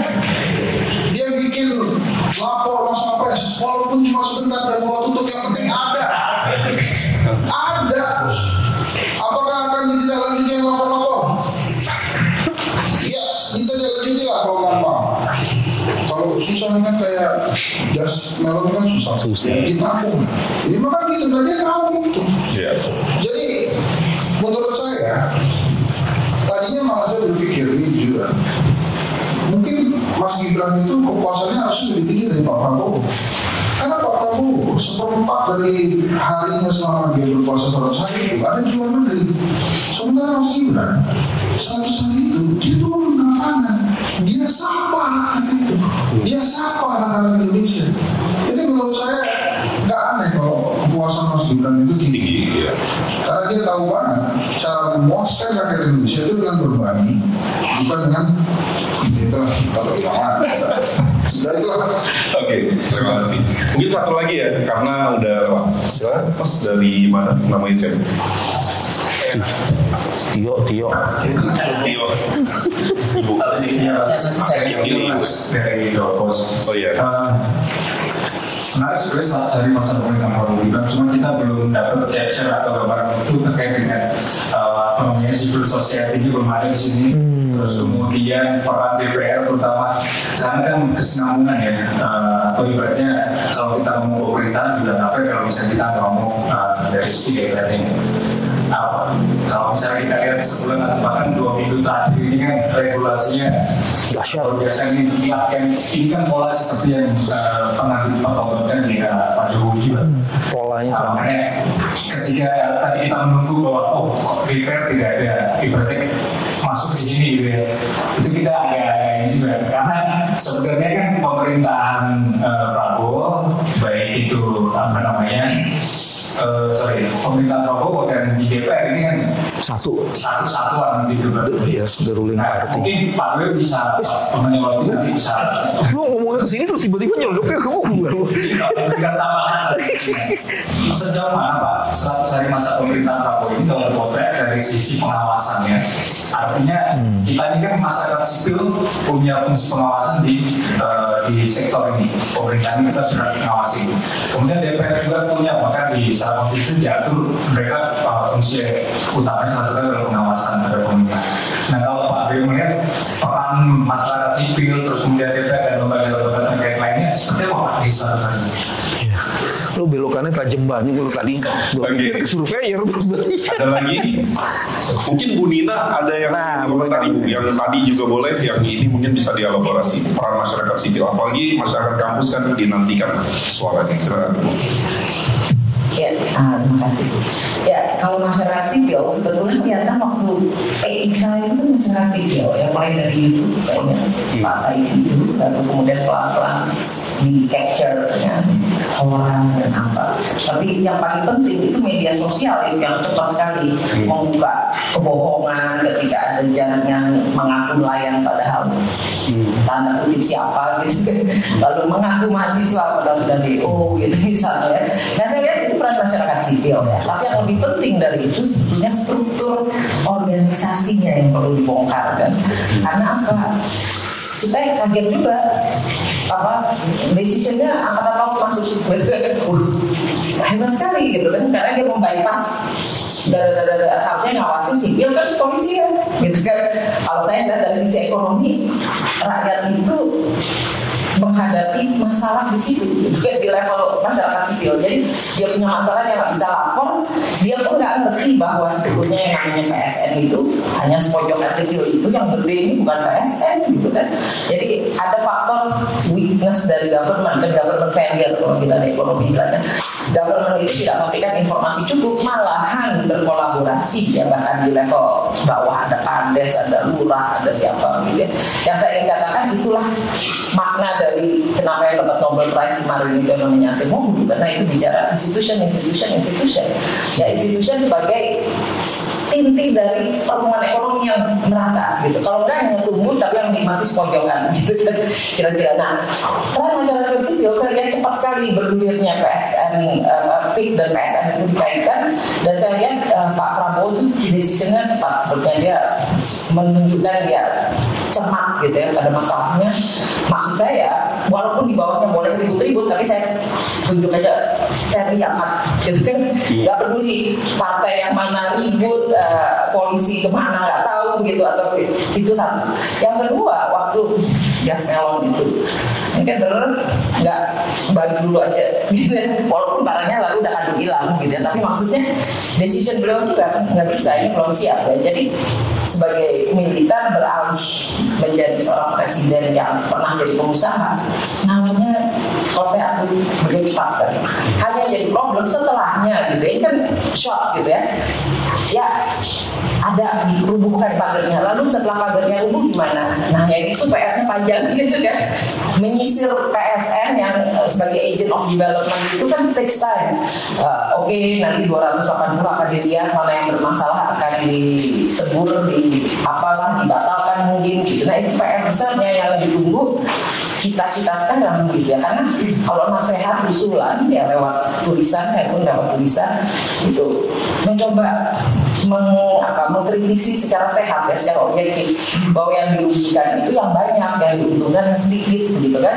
Nah saya pikir PR di ruangan ini seperti itu kan, untuk menjelaskan bahwa weakness yang ada sekarang itu di institusinya, ada di law and regulation, terutama yang tadi undang-undang cipta kerja yang memberikan hak untuk mengotak-otaki laut misalnya gitu ya. Itu belum selesai Pak. Selain laut juga masih ada proses developmentnya yang ya, kan untuk dapat izin itu kan banyak yang dipotong gitu ya. Jadi ini kita evaluasi kembali apakah harusnya nanti ujungnya undang-undang itu diapakan supaya ada proses government-nya itu jelas. Kalau sekarang kan dianggap akan berjalan dengan sendirinya, nanti lurah pasti akan perhatian sama rakyat. Masa lurah nggak sayang rakyat sih, kades nggak sayang rakyat, dikasih dana desa kan, harusnya dana desa membangun desa. Kalau kita bingung dana desa ada, kok desanya nggak ada lalu gitu kan, misalnya digusur kan desanya jadi hilang, lalu dananya kemana kalau di kepala kita kan akan urut begitu. Bukannya dulu dikasih dana desa membangun desa, desanya nelayan jadi nelayan tambah hebat. Mimpinya adalah dari nelayan kecil jadi pengusaha kecil, jadi pengusaha menengah dan seterusnya. Itu mimpinya dikasih dana desa. Kalau hasilnya ya kita lihat hari ini dana desa jadi apa? Ada sih BUMDes yang sukses, 1-2 yang masuk TV ya, ini ada BUMDes. Tapi kan itu PR kita semua. Cuman problemnya adalah kadang-kadang suaranya kurang keras, jadi nggak kedengeran. Apalagi kalau jauh dari Jakarta. Kebetulan PK-nya dekat sekali dari Jakarta, maka juga kelihatan, jadi nggak bisa disembunyikan. Tapi kalau di pulau lain, di ujung sana, di ujung sini, itu yang khawatir kita gitu ya. Jadi saya melihat dari state dari development-nya, leadership-nya oke, Pak Prabowo oke. Saya tidak kasih komentar Gibran karena saya tidak tahu melihat pembagian tugasnya. Jujur aja saya bukan orang politik ya. Saya lihat yang ngomong mengarahkan itu selalu Pak Prabowo kan, mana gitu kan ya, gitu kan, itu sebab Prabowo. Wapres kan sebetulnya dari dulu juga posisinya bukan di atas bukan di depan gitu ya. Jadi kita melihat Pak Prabowo-nya cepat gitu. Cuman problemnya setelah itu harus ada birokrasi yang efektif, harus ada regulasi yang efektif. Ini PR ya, makanya 3 bulan belum bisa kelihatan. Ini baru nembaknya kelihatan gitu, shot itu kelihatan. Jadi 3 bulan efektif, nggak heran kalau hasilnya ya 72%, optimisnya 80%. Tapi kan nanti setahun kita evaluasi besar, baru kelihatan data-data statistik yang tadi kita bicarakan kan data tahunan itu. Nah sekarang kita lihat naik apa turun pertumbuhannya, apakah pemerataannya membaik. Walaupun ada laporan pemerataan membaik, itu pun data kemiskinan harus dikritisi juga gitu kan, karena ada extreme poverty yang kemarin gitu kan, itu kan baseline-nya macam-macam gitu ya. Jadi Indonesia itu kita tidak bisa hanya berkelit melihat datanya, tapi data dari mana kita harus tahu dan baseline-nya apa gitu ya. Kritisisme kita ada di situ sebetulnya sebagai akademisi, sebagai pengamat pemerhati yang memakai data, itu kita mencoba memahami datanya. Nah yang jadi persoalan memang kalau regulasinya cepat sekali. Jadi tekanan publik itu sangat penting untuk membuat regulasi itu efektif. Jadi PSN sebetulnya secara standar harus ada evaluasi, tapi kan selama ini nggak jelas gitu. Dan yang kita lebih nggak jelas begitu lihat objektifnya pemerataan, kok hasilnya nggak merata, lalu siapa yang harus teriak gitu. Nah ini mudah-mudahan ya kita berharap ya dengan optimisme itu pemerintah sekarang sudah lebih jelas. Kenapa Prabowo ngulang-ngulang gitu. Kalau saya lihat di setiap dia ngomong mulai mana lapangan kerjanya, ini harusnya poverty gitu, sudah mulai ada kan. Dia bahkan ngomong di Dubai itu kan kita memang masih besar rate poverty kita. Dia declare waktu itu seingat saya 25%. Pasti harusnya orang pemerintah lainnya yang mendeklar bahwa di bawah 10% kan kaget. Oh Bapak Presiden ngomongnya besar. Ya karena de facto itu adalah tergantung definisi Anda. Berapa poverty line-nya? Kalau poverty line-nya rendah seperti kita ini nggak dirubah, di-upgrade ya, nggak di-adjust, ya bagus, artinya turun terus, tapi rendah. Apakah the real poverty di situ? Ya enggak, kalau rate-nya adjustment-nya harusnya tadi 1,9 ke 2 berapa, 1 gitu ya, US dollar itu naik, wah itu udah ceritanya lain. Ya udah 50 berapa persen gitu. Nah, yang saya ingin katakan itu pemahaman beliau ke situ ada, cuman direction-nya kemana itu belum jelas. Karena kan beliau ngomong yang besar-besarnya kan, nah, yang harusnya melaksanakan supaya the real poverty itu hilang, poverty yang ekstrim poverty itu menjadi zero, itu kan turun ke Bappenasnya, ke BPS-nya, ke Menteri Sosialnya yang bagi-bagi bansos. Benar nggak sih dana bansos dikasih itu jadi lebih bagus kalau dengan standar yang lama aja nggak turun, apalagi pakai standar baru itu mah bakal naik gitu ya. Jadi ini kekhawatiran akademis itu di situ kan, bukan melihat angkanya turun, bukan turun itu bermakna apa gitu. Kalau maknanya adalah hanya nominalnya turun tapi adjustment itu baseline nggak dirubah, real price-nya kan nggak di-adjust gitu ya, nggak turun gitu, semuanya bisa aja naik gitu ya. Oke, jadi saya kembalikan kepuasan ya, tapi kan kita menunggu data keluar. Ini kan ekspektasi masyarakat bagus, kita hargai dan itu memang beliau hebat. Saya harus akui pidato-pidatonya itu bahkan di BRICS ya dengan sangat berani ambil masuk BRICS. Berarti beliau berani menghadapi tantangan Trump gitu kan, gitu ya. Jadi hebat gitu kan ya. Trump siapa anggota BRICS akan diberikan rate berapa persen gitu kan, tarif, dia nggak peduli gitu ya. Nah, kelapa sawit pun beliau keras kan, menang kita, tapi belum selesai ya. Kelapa sawit menang di Uni Eropa belum selesai kan, itu baru menang di WTO. The real perdagangan bagaimana? Kita kan belum lihat lagi, ini baru satu stage gitu ya. Dan yang harus dilihat tadi kaitannya sama gas-gas itu. Kita ini sebetulnya heran, kenapa sih pakai gas melon itu? Dulunya tahun 2012 adjustment tentang gas itu bahkan direncanakan untuk masuk gas kota yang masuk ke itu pakai keran. Yes. Jadi untuk masak gas umum ya. Rumah udah ada studi pilotnya di beberapa kota. Jadi idenya adalah pakai gas yang seperti di negara maju itu diputar keran dan masuk gas ke rumah tangga. Kalau jualan melon kan gampang hilang ya gitu ya.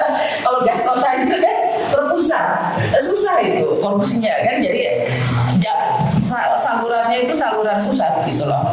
Kontrolnya kan nggak pakai orang, pakai kontrol pusat. Nah kalau ini melonnya distribusinya bisa hilang, bisa ada. Kemarin saya lihat di YouTube itu kok saya nggak boleh beli di Bangkalan ibu-ibu. Nah nggak boleh, ini udah ada yang punya. Saya mau bilang apa? Kalau saya mau beli dari dulu nggak bisa, itu udah ada yang punya. Jadi even orang nggak bisa ngawasin di situ. Jadi seingat saya melon itu tadinya hanya sementara itu gas kota belum ada, tapi ini malah itu yang besar. Ini cerita tentang desain untuk transisi energi ke gas, bahkan termasuk tadinya pangkalan SPBG. Jadi mobil kita pun sempat ada mobil gas kalau ingat tahun 2012 itu udah ke arah sana. Jadi bakal menggunakan gas untuk rumah tangga, untuk transportasi. Ya sekarang kita udah lari ke listrik pakai baterai nikel gitu ya dan seterusnya. Jadi kita bingung, yang ini belum selesai udah hilang, ganti yang baru, yang ini yang meledak jadi si melon gitu. Nah kalau melon kita udah tahu gampang sekali memainkan melonnya itu. Ya kalau sekarang oke, nanti akan dikontrol ya. Saya cuma katakan Pak, biaya kontrol dari itu akan mahal.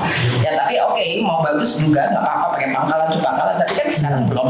Gitu. Jadi artinya akan ada tahapan menuju itu. Makanya Presiden mengatakan ya jangan dirubah dulu kalau ini belum siap. Proses dari pangkalan ke pangkalan itu belum siap. Ya jangan dulu dong, harusnya kan. Makanya Presiden langsung instruksikan kembalikan. Boleh pengecar jual ya. Kenapa? Karena belum siap gitu kan. Jadi nggak bisa, bahasa Jawa itu sakit gitu kan katanya, nggak bisa gitu. Jadi harus bertahap gitu. Nah itulah sebabnya PR besar kita itu mengawasi directionnya. Ya, jadi ada goal kesejahteraan itu besar, tapi caranya energi swasembada, pangan swasembada. Masalahnya rantai menuju swasembada itu lewat petani, lewat nelayan, lewat pedagang kecil. Nah itu yang harus dijaga karena mereka harus kebagian pemerataan. Kan penghasilannya dari situ. Nah kalau nelayannya hilang, gawat kan gitu. Nanti kita ikannya lama-lama impor lagi, padahal impornya ikan kita sendiri kan. Jadi ini kebolak-balik kan, harusnya nelayan kecil itu yang berkembang jadi pengusaha, lalu kita makan ikan kita sendiri, nggak usah impor ikan. Indonesia mengimpor ikan yang berasal dari Indonesia sendiri kan, kira-kira begitu ceritanya. Oke, anyway itulah garis besar tentang komentar saya terhadap Pak Prabowo, optimismenya itu. Saya pikir kita jaga optimisme itu sambil diteriakin kalau ada hal-hal yang perlu diperbaiki. Terima kasih. Terima kasih Prof. Mas Bambang. Sekarang gas tuh nggak bisa ini lagi loh. Mulai meluas Bu. Di beberapa tempat sekarang udah mulai frasa kata muncul gaskeun. Bukan oke gas. Gas terus. Nih Tio, pertanyaan Tio setelah dijawab. Ada 3 nih Tio yang saya mau jawab. Nah, kalau ngomong masyarakat sipil kan dia harusnya membagi peran atas 3 fungsi ya. Yang disebut dengan bukan hanya advocacy loh, empowering juga kan harus lakukan selain social control. Jadi 3 fungsi itu harus jalan 3 in 1. Satu itu tuh. Yang kedua sebenarnya problem kita tuh dikonsolidasi di civil society. Coba lihat di ujung pemerintahan Pak Jokowi. Ada sesuatu yang menarik loh. Jarang-jarang tuh guru besar ketemu dengan BEM. Atas isu-isu tertentu yang itu sudah menyangkut bagian dari isu mereka. Ketemu dengan aktivis, ketemu guru besar, ketemu BEM, itu terjadilah konsolidasi itu. Tapi itu nggak ada yang melanjutkan tuh bos. Nah menurut saya sih peran-peran strategis beberapa teman-teman tertentu yang pandai menjahit dan mengangkat isu-isu seperti ini kan menjadi menarik. Contoh saya pakai pagar laut saja. Perdebatan pagar laut bukan hanya perdebatan bagaimana kok tiba-tiba ada pagar di laut macam kayak. Sebenarnya kan kalau teman-teman yang bisa membaca itu, sebagian teman-teman media udah keren banget, dia bisa masuk di dalam sistem di agraria untuk mengetahui dengan sistem citra itu satelit ini kapan dimulainya. Pemetaan itu kelihatan jelas loh. Saya baca teman-teman itu punya peta yang luar biasa keren. Ini perdebatan mengenai asal usul itu, dan itu kalau ada teman-teman perguruan tinggi masuk, kan tuh ada paradoks, ada land subsidence yang menyebabkan itu turun. Tapi kenapa lu bikin di situ reklamasinya? Yang kan, terus kemudian kalau itu PSN adalah untuk melindungi ekopark dari ini tertentu, cuman pertanyaannya kenapa itu terus gusur-gusur? Nah perdebatan akademis itu nggak muncul bos. Yang muncul adalah Bang Said Didu itu mulai dengan advokasinya, dinaikin advokasinya, tapi empoweringnya sampai ngerjain tuh. Masyarakat itu hari-hari ketemu dengan sebagian 16 desa yang ada di sana, itu konsolidasi apeksi itu tidak untuk kepentingan masyarakatnya. Sehingga kemudian pertanyaan dari Prof. Imam menjadi relevan, dan kok duit yang dipakai untuk desa, pemerintahan desa sekarang dipakai oleh pemerintahan desa itu bukan untuk mengkonsolidasi rakyat, tapi kemudian untuk kepentingan dari kapital. Artinya itu ada masalah di situ. Nah, tapi perdebatan mengenai itu nggak muncul. Seorang kepala desa di Kohot yang namanya siapa itu? Dia punya mobil, luar biasa sekali. Dia malas ingat namanya. Dia ngapain kita ingat? Iya betul. Ngapain sih ingat-ingat? Keren banget itu kepala desa seperti itu. Kok bisa ya kepala desa kayak begitu terus diangkat terus-menerus 8 tahun tambah 8 tahun tambah 8 tahun lagi 24 tahun loh bos, ngalahin presiden itu. Nah balik lagi, artinya bagian yang kedua ini konsolidasi masyarakat sipil yang mencoba mengkombinasikan jadi intra sama interdisiplin dan kepentingan itu menjadi penting. Yang terakhir ada yang menarik gini sobat. Presiden Amerika baru saja membunuh USAID. USAID dianggap dengan segala pernak-perniknya gitu ya. Padahal suka atau tidak suka, USAID itu adalah bagian dari sebuah proses di mana di berbagai tempat itu yang membangun empowering itu loh. Nah itu juga menjadi sesuatu itu. Nah sekarang kita mau menghubungkan, tadi Henry bagus banget ngomong soal kedermawanan. Reformasi muncul, ada kedermawanan yang masuk di situ. Konsolidasi terjadi adalah suplai kedermawanan. Ini belum ngeklik lagi, bos. Nah harusnya dalam situasi kritikal seperti kita ini, kita harus bantu Pak Prabowo dengan mengkonsolidasikan civil society kita, sehingga dia punya peran strategis untuk membangun proses kontrol. Karena sekarang kontrolnya nggak ada, bos. Kalau terjadi kayak begini, ini kan the ruling party namanya. The ruling party-nya majority. Jadi mekanisme kontrolnya nggak ada. Kalau teman-teman di DPR punya kewenangan untuk mempersoalkan seluruh hasil di rapat paripurna terhadap pejabat-pejabat publik, terus siapa yang bisa mengontrol mereka? Mestinya recalling harus menjadi masukan supaya rakyat bisa merecall itu. Nah, itu sebagai apa namanya narasi tandingan yang harus dibangun. Recalling harus ada di masyarakat. Misalnya kayak begitulah, itu nggak ada. Nah inilah orang-orang komunikasi diperlukan di situ, bukan sekedar survei maksud saya. Membangun kayak gitulah kira-kira. Soal kedua DPR sama civil society tadi Mas Tio nanya. Ya kalau civil society sebenarnya kita sudah melakukan banyak hal. Jadi teman-teman civil society kan bapak masih ingat yang namanya dirty vote itu kan civil society. Dirty vote, yes. Tapi apakah kemudian itu didengarkan itu problem? Yes. Apa yang bisa dilakukan oleh rakyat terhadap hal-hal yang harus direvisi? Ya terus harus bersuara satu-satunya. Dan terus kemudian apa yang bersuara itu kita optimis? Jadi kita harus bilang itu kita bikin channel di grup. Mau kan BRICS tadi ya, tapi mungkin BRICS itu menjadi salah satu alasan kenapa Pak Prabowo intens komunikasi dengan Pak Jokowi. Karena sudah menjadi rahasia umum.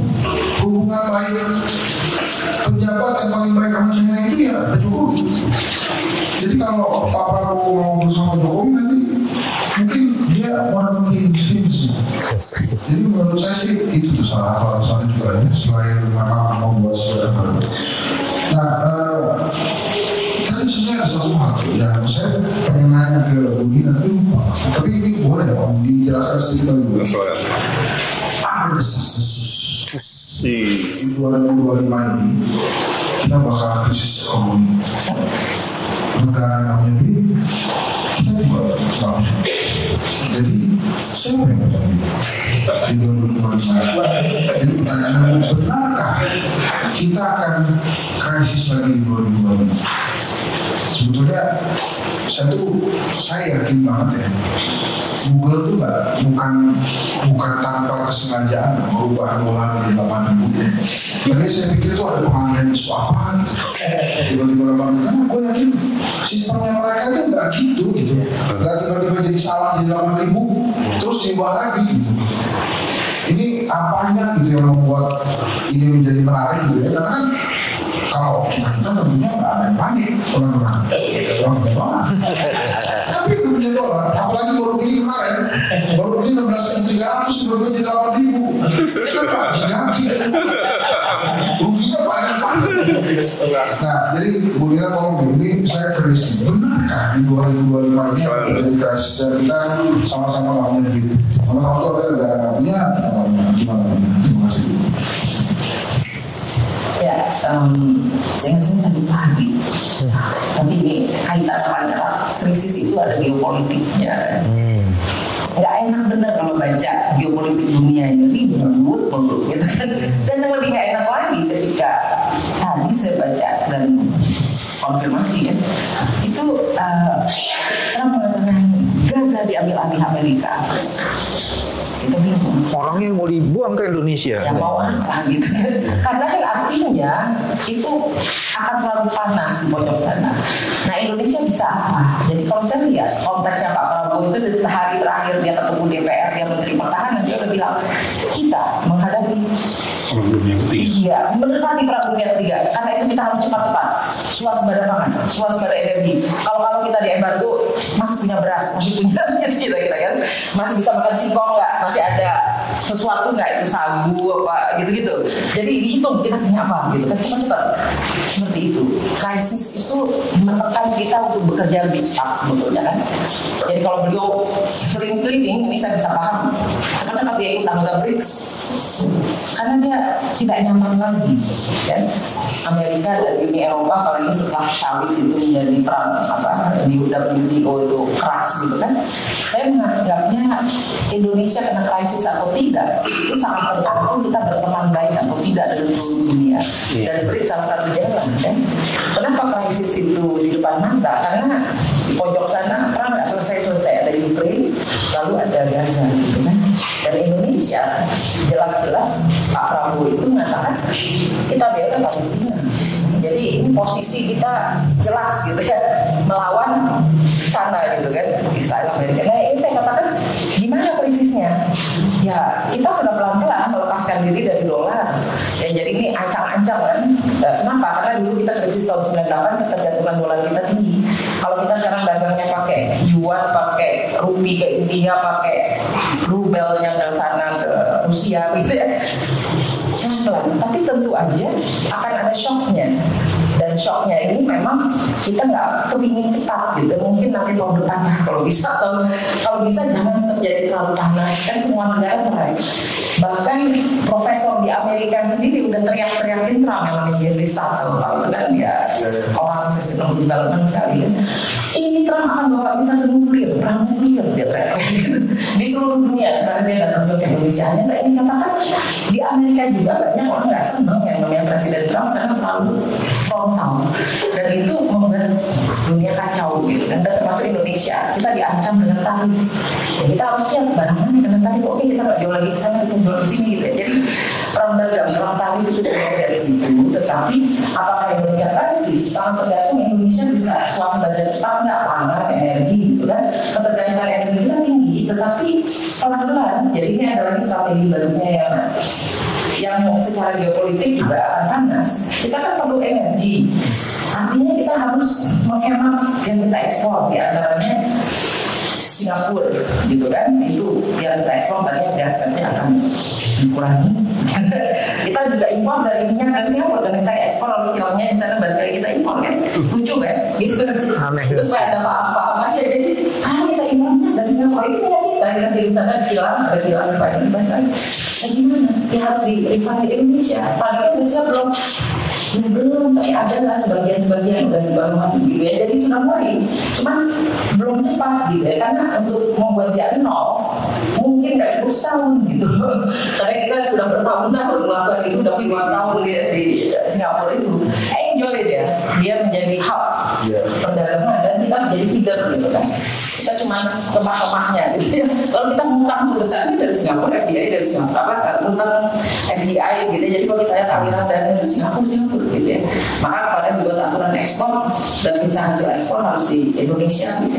Jadi itu adalah pertahanan ekonomi yang sedang dilakukan saat ini. Pertahanannya, apakah kita bisa cepat? Apakah kita bisa tepat gitu? Ya, yang kecil-kecil ya harus diberesin. Jangan sampai di dalam negeri bergejolak. Dan yang saya yakin rakyat tidak puas yang model-model PSN yang peak tadi itu tidak akan puas dan masih ada Rempang, masih ada di pojok sana Maluku dan sebagainya itu kan Sulawesi itu kan nikel ya, ada nikel itu agak jauh ya kalian kan bagaimana pengusulannya kemarin Jawa Tengah juga ada. Kita mulai melihat daerah mana yang rentan kan? Dan itu sedang terjadi. Jadi kalau akan krisis jawabannya sih enggak. Kalau kita cepat memperbaiki diri, tapi seberapa cepat? Berarti masing-masing sudah mulai menyiapkan diri masing-masing sudah masuk. Rakyatnya yang punya uang dia sudah saving di mana gitu kan? Kalau terjadi apa-apa saya bisa makan misalnya saya di PHK besok 2 hari 3 hari ke depan 10 atau sebulan 2 bulan gitu kan? Itu seperti itu. Nah tentu tidak terjadi kalau kita manajemennya imbang. Ya, jadi kebijakan ini kan harusnya berpihak rakyat, tapi tentu harus dengan kecepatan yang tinggi. Nah ini tadi saya kok ya pinginnya sih cepat ya melihat evaluasi PSN yang mana, karena itu penghematan budget. Jadi kalau dari budgetnya pemerintah sekarang, kalau kita sisir itu kan pengeluarannya kan banyak yang nggak efektif. Nah kemarin dia sisir lewat pengeluaran rutin yang dipotong perjalanan dinas lah, ATK 90% gitu kan. Ya itu jelas itu daerahnya ya. Tapi bukan itu saja. Yang perlu juga proyek besarnya, karena proyek besar ini dananya besar gitu ya. Nah ini aja yang saya katakan kalau jawabannya ya ada krisis atau tidak, asumsinya krisis apa gitu kan. Kalau ada ledakan besar sekali di pojok Gaza tadi lalu semua negara bilang saatnya Amerika bilang itu saya kuasai lalu yang lain tidak setuju kan perang dunia itu gitu ya. Jadi kalau itu terjadi ya kita agak jauh dari situ, tetapi aliran uangnya akan kemana-mana gitu ya. Jadi itulah sebabnya saya cuma mengatakan berat nggak 2025 kemungkinan krisis. Resikonya sepertinya tinggi karena geopolitiknya tinggi. Apalagi Trump meledak-ledak, dia ngomong hari ini A besok B. Ya, jadi berubahnya cepat kok itu. Kemarin dia bilang Panama buat dia, orang teriak, Greenland buat dia. Hari ini dia Gaza. Jadi makin cepat sekali gitu. Dan apa yang terjadi adalah dia juga mengancam. Kanada, saya ancam kamu tarif sekian. Oke, kalau gitu saya nggak kasih listrik ke kamu. Nggak jadi kalau itu nanti Kanada ditunda. Kira-kira seperti itu kalimatnya. Dikit lagi, ini mohon maaf. Lanjut. Ini emang tulisannya usul moderator. Jadi lantas apa yang harus dilakukan oleh rakyat? Ya. Karena dengan menabung, kita masih ingat kejadian ras di 98. Apakah ini apa yang harus dilakukan rakyat? Menghemat, menabung, spending, berdoa, tahajud, yang punya tabungan banyak sekarang sudah diversifikasi tabungan. Yang punya uang banyak dan maksudnya saham, obligasi itu udah diversifikasi ya. Tapi kalau uangnya pas-pasan, yang pikir kan makan besok, makan lusa, bulan depan masih makan enggak gitu. Nah itu yang harus kita hitung. Jadi pengeluaran nggak penting yang dipotong. Dalam situasi ini biasa durable investmentnya tuh apa dipotong. Apa itu durable itu yang pengeluaran beli mobil, beli motor, nyicil motor, nyicil rumah bahkan gitu ya. Nah kalau Anda kira-kira nggak yakin besok di PHK apa enggak kan jangan nyicil rumah, nanti rumahnya disita kan mau nggak bisa nyicil kan gitu ya. Kira-kira itu cicilan mobil sama cicilan rumah kan sama. Kalau ada nyicil nih bulan ini bayar, bulan depan bayar rusak di PHK, hilang tuh mobil, hilang tuh. Jadi ini harus hati-hati sekali untuk yang mereka yang sedang punya cicilan. Ingat tahun 98 itu kalau kita kembang itu kan selalu fluktuasi market price atau ada interest. Ketika interestnya naik drastis, itu cicilan naik drastis juga. Karena kan bunga kita di bank itu bunga fluktuasi kalau yang konvensional ya. Kayak 2008 juga ya, April. 1998 ya, yang saya ingat itu syariah itu membuat flat. Tapi kalau ada cicilan rumah, mobil, motor itu adalah bank konvensional, market price. Jadi hari ini market kita 10% ya 10%, besok kan 20-30 dulu waktu krisis 98 saya ngelakuin interest rate itu bisa 75%, 100% nggak berapa cicilannya gitu. Saya nggak nyicil aja, saya nggak tahu, cuma saya nebak dulu cicilan 10% segini kita bisa hitung kan siapa yang bisa bayar, maka kan nggak bisa bayar kan gitu kan. Ya, ini hanya untuk mereka yang mencicil. Kalau nggak beli apa-apa, aman, nggak punya utang, lega orang yang punya utang malah enggak gitu ya, nggak nyicil apa-apa, tenang, cuma harus siapkan untuk jaga-jaga namanya terjadi buat 3 bulan ke depan. Rata-rata kan semua nyicil Bu. Nah itu yang gawat gitu. Itu yang membuat sistem hutang itu kalau bahasa Islamnya riba gitu kan mengerikan. Karena kan kalau di bank syariah atau Islam syariah kan ketika ada loss banknya juga ngerti. Tapi kalau bank konvensional kan enggak. Kalau ada loss ya salah sendiri nggak bisa nyicil. Itu bedanya, value-nya beda. Ya, jadi kalau nyicilnya di bank syariah bisa nego-nego masih gitu. Karena itu kadang sama-sama krisis ya, jadi bisa diperpanjang apa ya. Ini dari sisi umum ya, tapi dari sisi satunya investor itu akan full. Ya maksudnya ngapain saya invest nih kalau nggak yakin gitu kan. Proyek jangka panjang ya ini kan masih adjustment dulu. Mungkin 3 bulan ini ya pemerintah sudah optimisme kan dapat pinjam dapat zakat ya dari Dubai itu yang untuk pembangunan rumah bagus sekali atau ya kan bagus ya itu dikumpulkan aja kalau ada yang mau memberikan hibah apa ke Indonesia kan itu kan nggak ada hubungannya sama utang piutang, yang susah itu utang piutang gitu. Ya, jadi kalau saya lihat apakah krisis akan terjadi, jawabannya susah diramal. Tapi kalau kita ngeliatin Trump tiap hari begini, negara Eropa pun deg-degan gitu. Maksudnya Eropa pun temennya aja mau dikasih tarif, apalagi kita yang renggang sekarang karena ada BRICS-nya itu. Jadi kita harus berhitung dari situ. Kalau Indonesia memang kena tarif tinggi, bahan apa yang kena duluan? Tapi kan belum. Dari Apindo mengatakan enggak, kita nggak kena, sejauh ini belum ada peraturan yang berubah gitu kan. Tapi namanya Trump kita nggak tahu, kalau besok dia bilang ini gitu kan, udah. Enggak ada, kadang-kadang kita deg-degannya mereka tahu duluan, tapi itu sudah disampaikan ke rakyat, selamatnya mereka aja. Ya. Saya nggak bilang mereka itu siapa ya, Pak Bill ya. Saya insider trading. Kan sebenarnya pertanyaan masyarakat atau pertanyaan lu? Yang bisa mau balas soalnya. Yang punya dolar dia soalnya. Ya kan sering ditanya mahasiswa. Ini Pak, kita ada Nah, yang punya dolar siapa ini sebenarnya? Yang punya dolar. Kalau banyak uangnya kasih gitu kan, dolar, emas gitu kan, obligasi gitu kan. masalah dolar banyak atau uang banyak, karyawannya banyak. Harus diapakan itu. Ya, jadi kalau lihat berita buruknya dari pengusaha yang gulung tikar mengurangi karyawan, kita catat tiap hari. Sana Pizza Hut sekian, di sini sekian, di sini sekian gitu. Misalnya kan, pelan-pelan dimulai dicatat kan. Gue mau Ya, saya cuma memprediksi seperti itu. Karena pemerintah nggak punya data PHK. Maaf aja ya, pemerintah kita nakar itu nggak punya data PHK. Punyanya hubungan industrial kalau dia bermasalah. Jadi bukan PHK ya. Pemutusan hubungan kerja dia nggak. Kenapa? Karena kita kan ya kalau Anda punya BPJS tenaga kerja ada jaminan kehilangan pekerjaan. Itu kalau Anda terregister. Tapi kalau Anda pengusaha yang tidak ikutan itu BPJS kan ada aja pengusaha. Nah itu kan nggak tercatat PHK-nya. Kalau sektor informal dia bisa kontrak, habis kontrak nggak diperpanjang. Misalnya kerjaan proyek 2-3 bulan udah ya, habis ini nggak ada proyek selesai. Yang kayak gitu kan sektor informal versus formal. Yang formal pun nggak tercatat, apalagi yang informal. Jadi sistem manajemen pemerintah kita yang pencatatan tenaga kerja, kita pakainya data BPS yang valid untuk 6 bulan sekali survei. Data hariannya adanya BPJS, kalau ada registerkannya itu gitu. Data informal ya dari BPJS, dari BPS, Badan Pusat Statistik. Ya, jadi agak lambat. Kalau negara lain juga ya Amerika, dia punya itu tempatan employment benefits. Jadi dia lapor, saya di PHK lapor biar itu. Kalau kita di PHK, ya saya pun nggak anggota BPJS ya saya nggak lapor. Bisa kalau saya anggota BPJS saya lapor bisa dapat jaminan apapun gitu ya. Oke, jadi ada terbayang sistem kerja kita kan lamban. Iya. Nah pemerintah aja belum tentu tahu. Kalau rumor tentang rule-nya tahu, tapi tentang impact-nya Belum tahu. lamban. Ya karena Menteri Nanter aja dulu waktu saya ingat tahun berapa 2-3 tahun yang lalu itu mengatakan PHK kita cuma 100.000. Oke, kan angkanya nggak lebih dari 100 ya. Itu yang tercatat di hubungan industrial.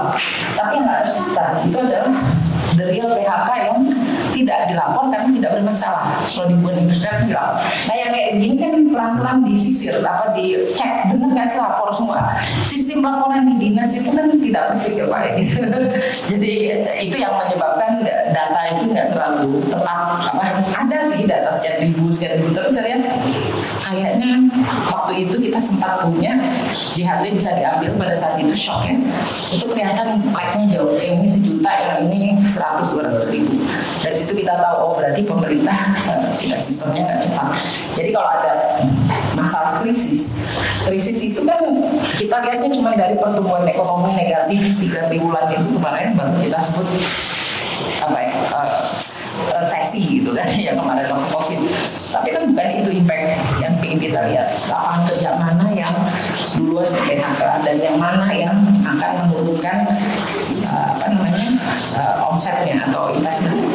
Jadi weakness dari ekonominya gitu. Nah itu yang nggak pas. Saya cuma jujur mengatakan pemerintah aja nggak punya data catatannya. Kalau memang nanti depan dibangun itu bisa ya. Maksudnya real time seperti banking. Kalau uang transfer kan ada real time saat itu, tapi kan PHK nggak begitu. Registrationnya nggak real time. Oke. Baik, saya rasa cukup ya untuk sesi tanya jawab. 2 saya rasa sudah mewakili dan alhamdulillah tanpa terasa kita sudah berada sekitar 2,5 jam. Karena tadi mulai terus jam 1 tapi kita mulai sedikit banget. 1,5-2 tadi. Jadi terima kasih buat seluruh narasumber, Mas BW, Bu Prof Nina, Mas Hensat. Terima kasih banyak. Tentu terima kasih juga Mbak Asma atas survei survei yang saya rasa membuka mata kita, membuat momentum baru seperti judul buku Hersat, ya, bahwa ini harus Buku saya judulnya Momentum. salah buku kayak gini, pasti jualan dia di sini. Dan terima kasih sekali lagi buat Kedai Kopi sudah membuat diskusi dan juga riset pada hari ini yang dipaparkan kepada publik. Dan saya rasa dengan agile-nya Kedai Kopi membuat diskusi di kantor itu tanda-tanda Kedai Kopi akan panjang umur gitu ya. Walaupun keadaan dunia semakin VUCA ya, volatile, uncertainty dan seterusnya itu, tetapi tampaknya Hersat sudah lincah gitu ya. Dan terima kasih buat teman-teman wartawan yang sudah hadir, semua tamu undangan. Kemudian tentu dari teman-teman dari Malaysia, terima kasih sudah hadir. Mudah-mudahan besok bisa hadir. Bukan hanya Mak, ada Pak Rizky juga, tapi bukan Gibran ya. Ada dua ketua BEM nih, ada Rizal juga di belakang. Ada banyak orang, 40. Ada 4 ya. Lu kan mantan BEM. Ya, gua. Terima kasih sekali lagi, mohon maaf apabila ada kekurangan. Assalamualaikum warahmatullahi wabarakatuh.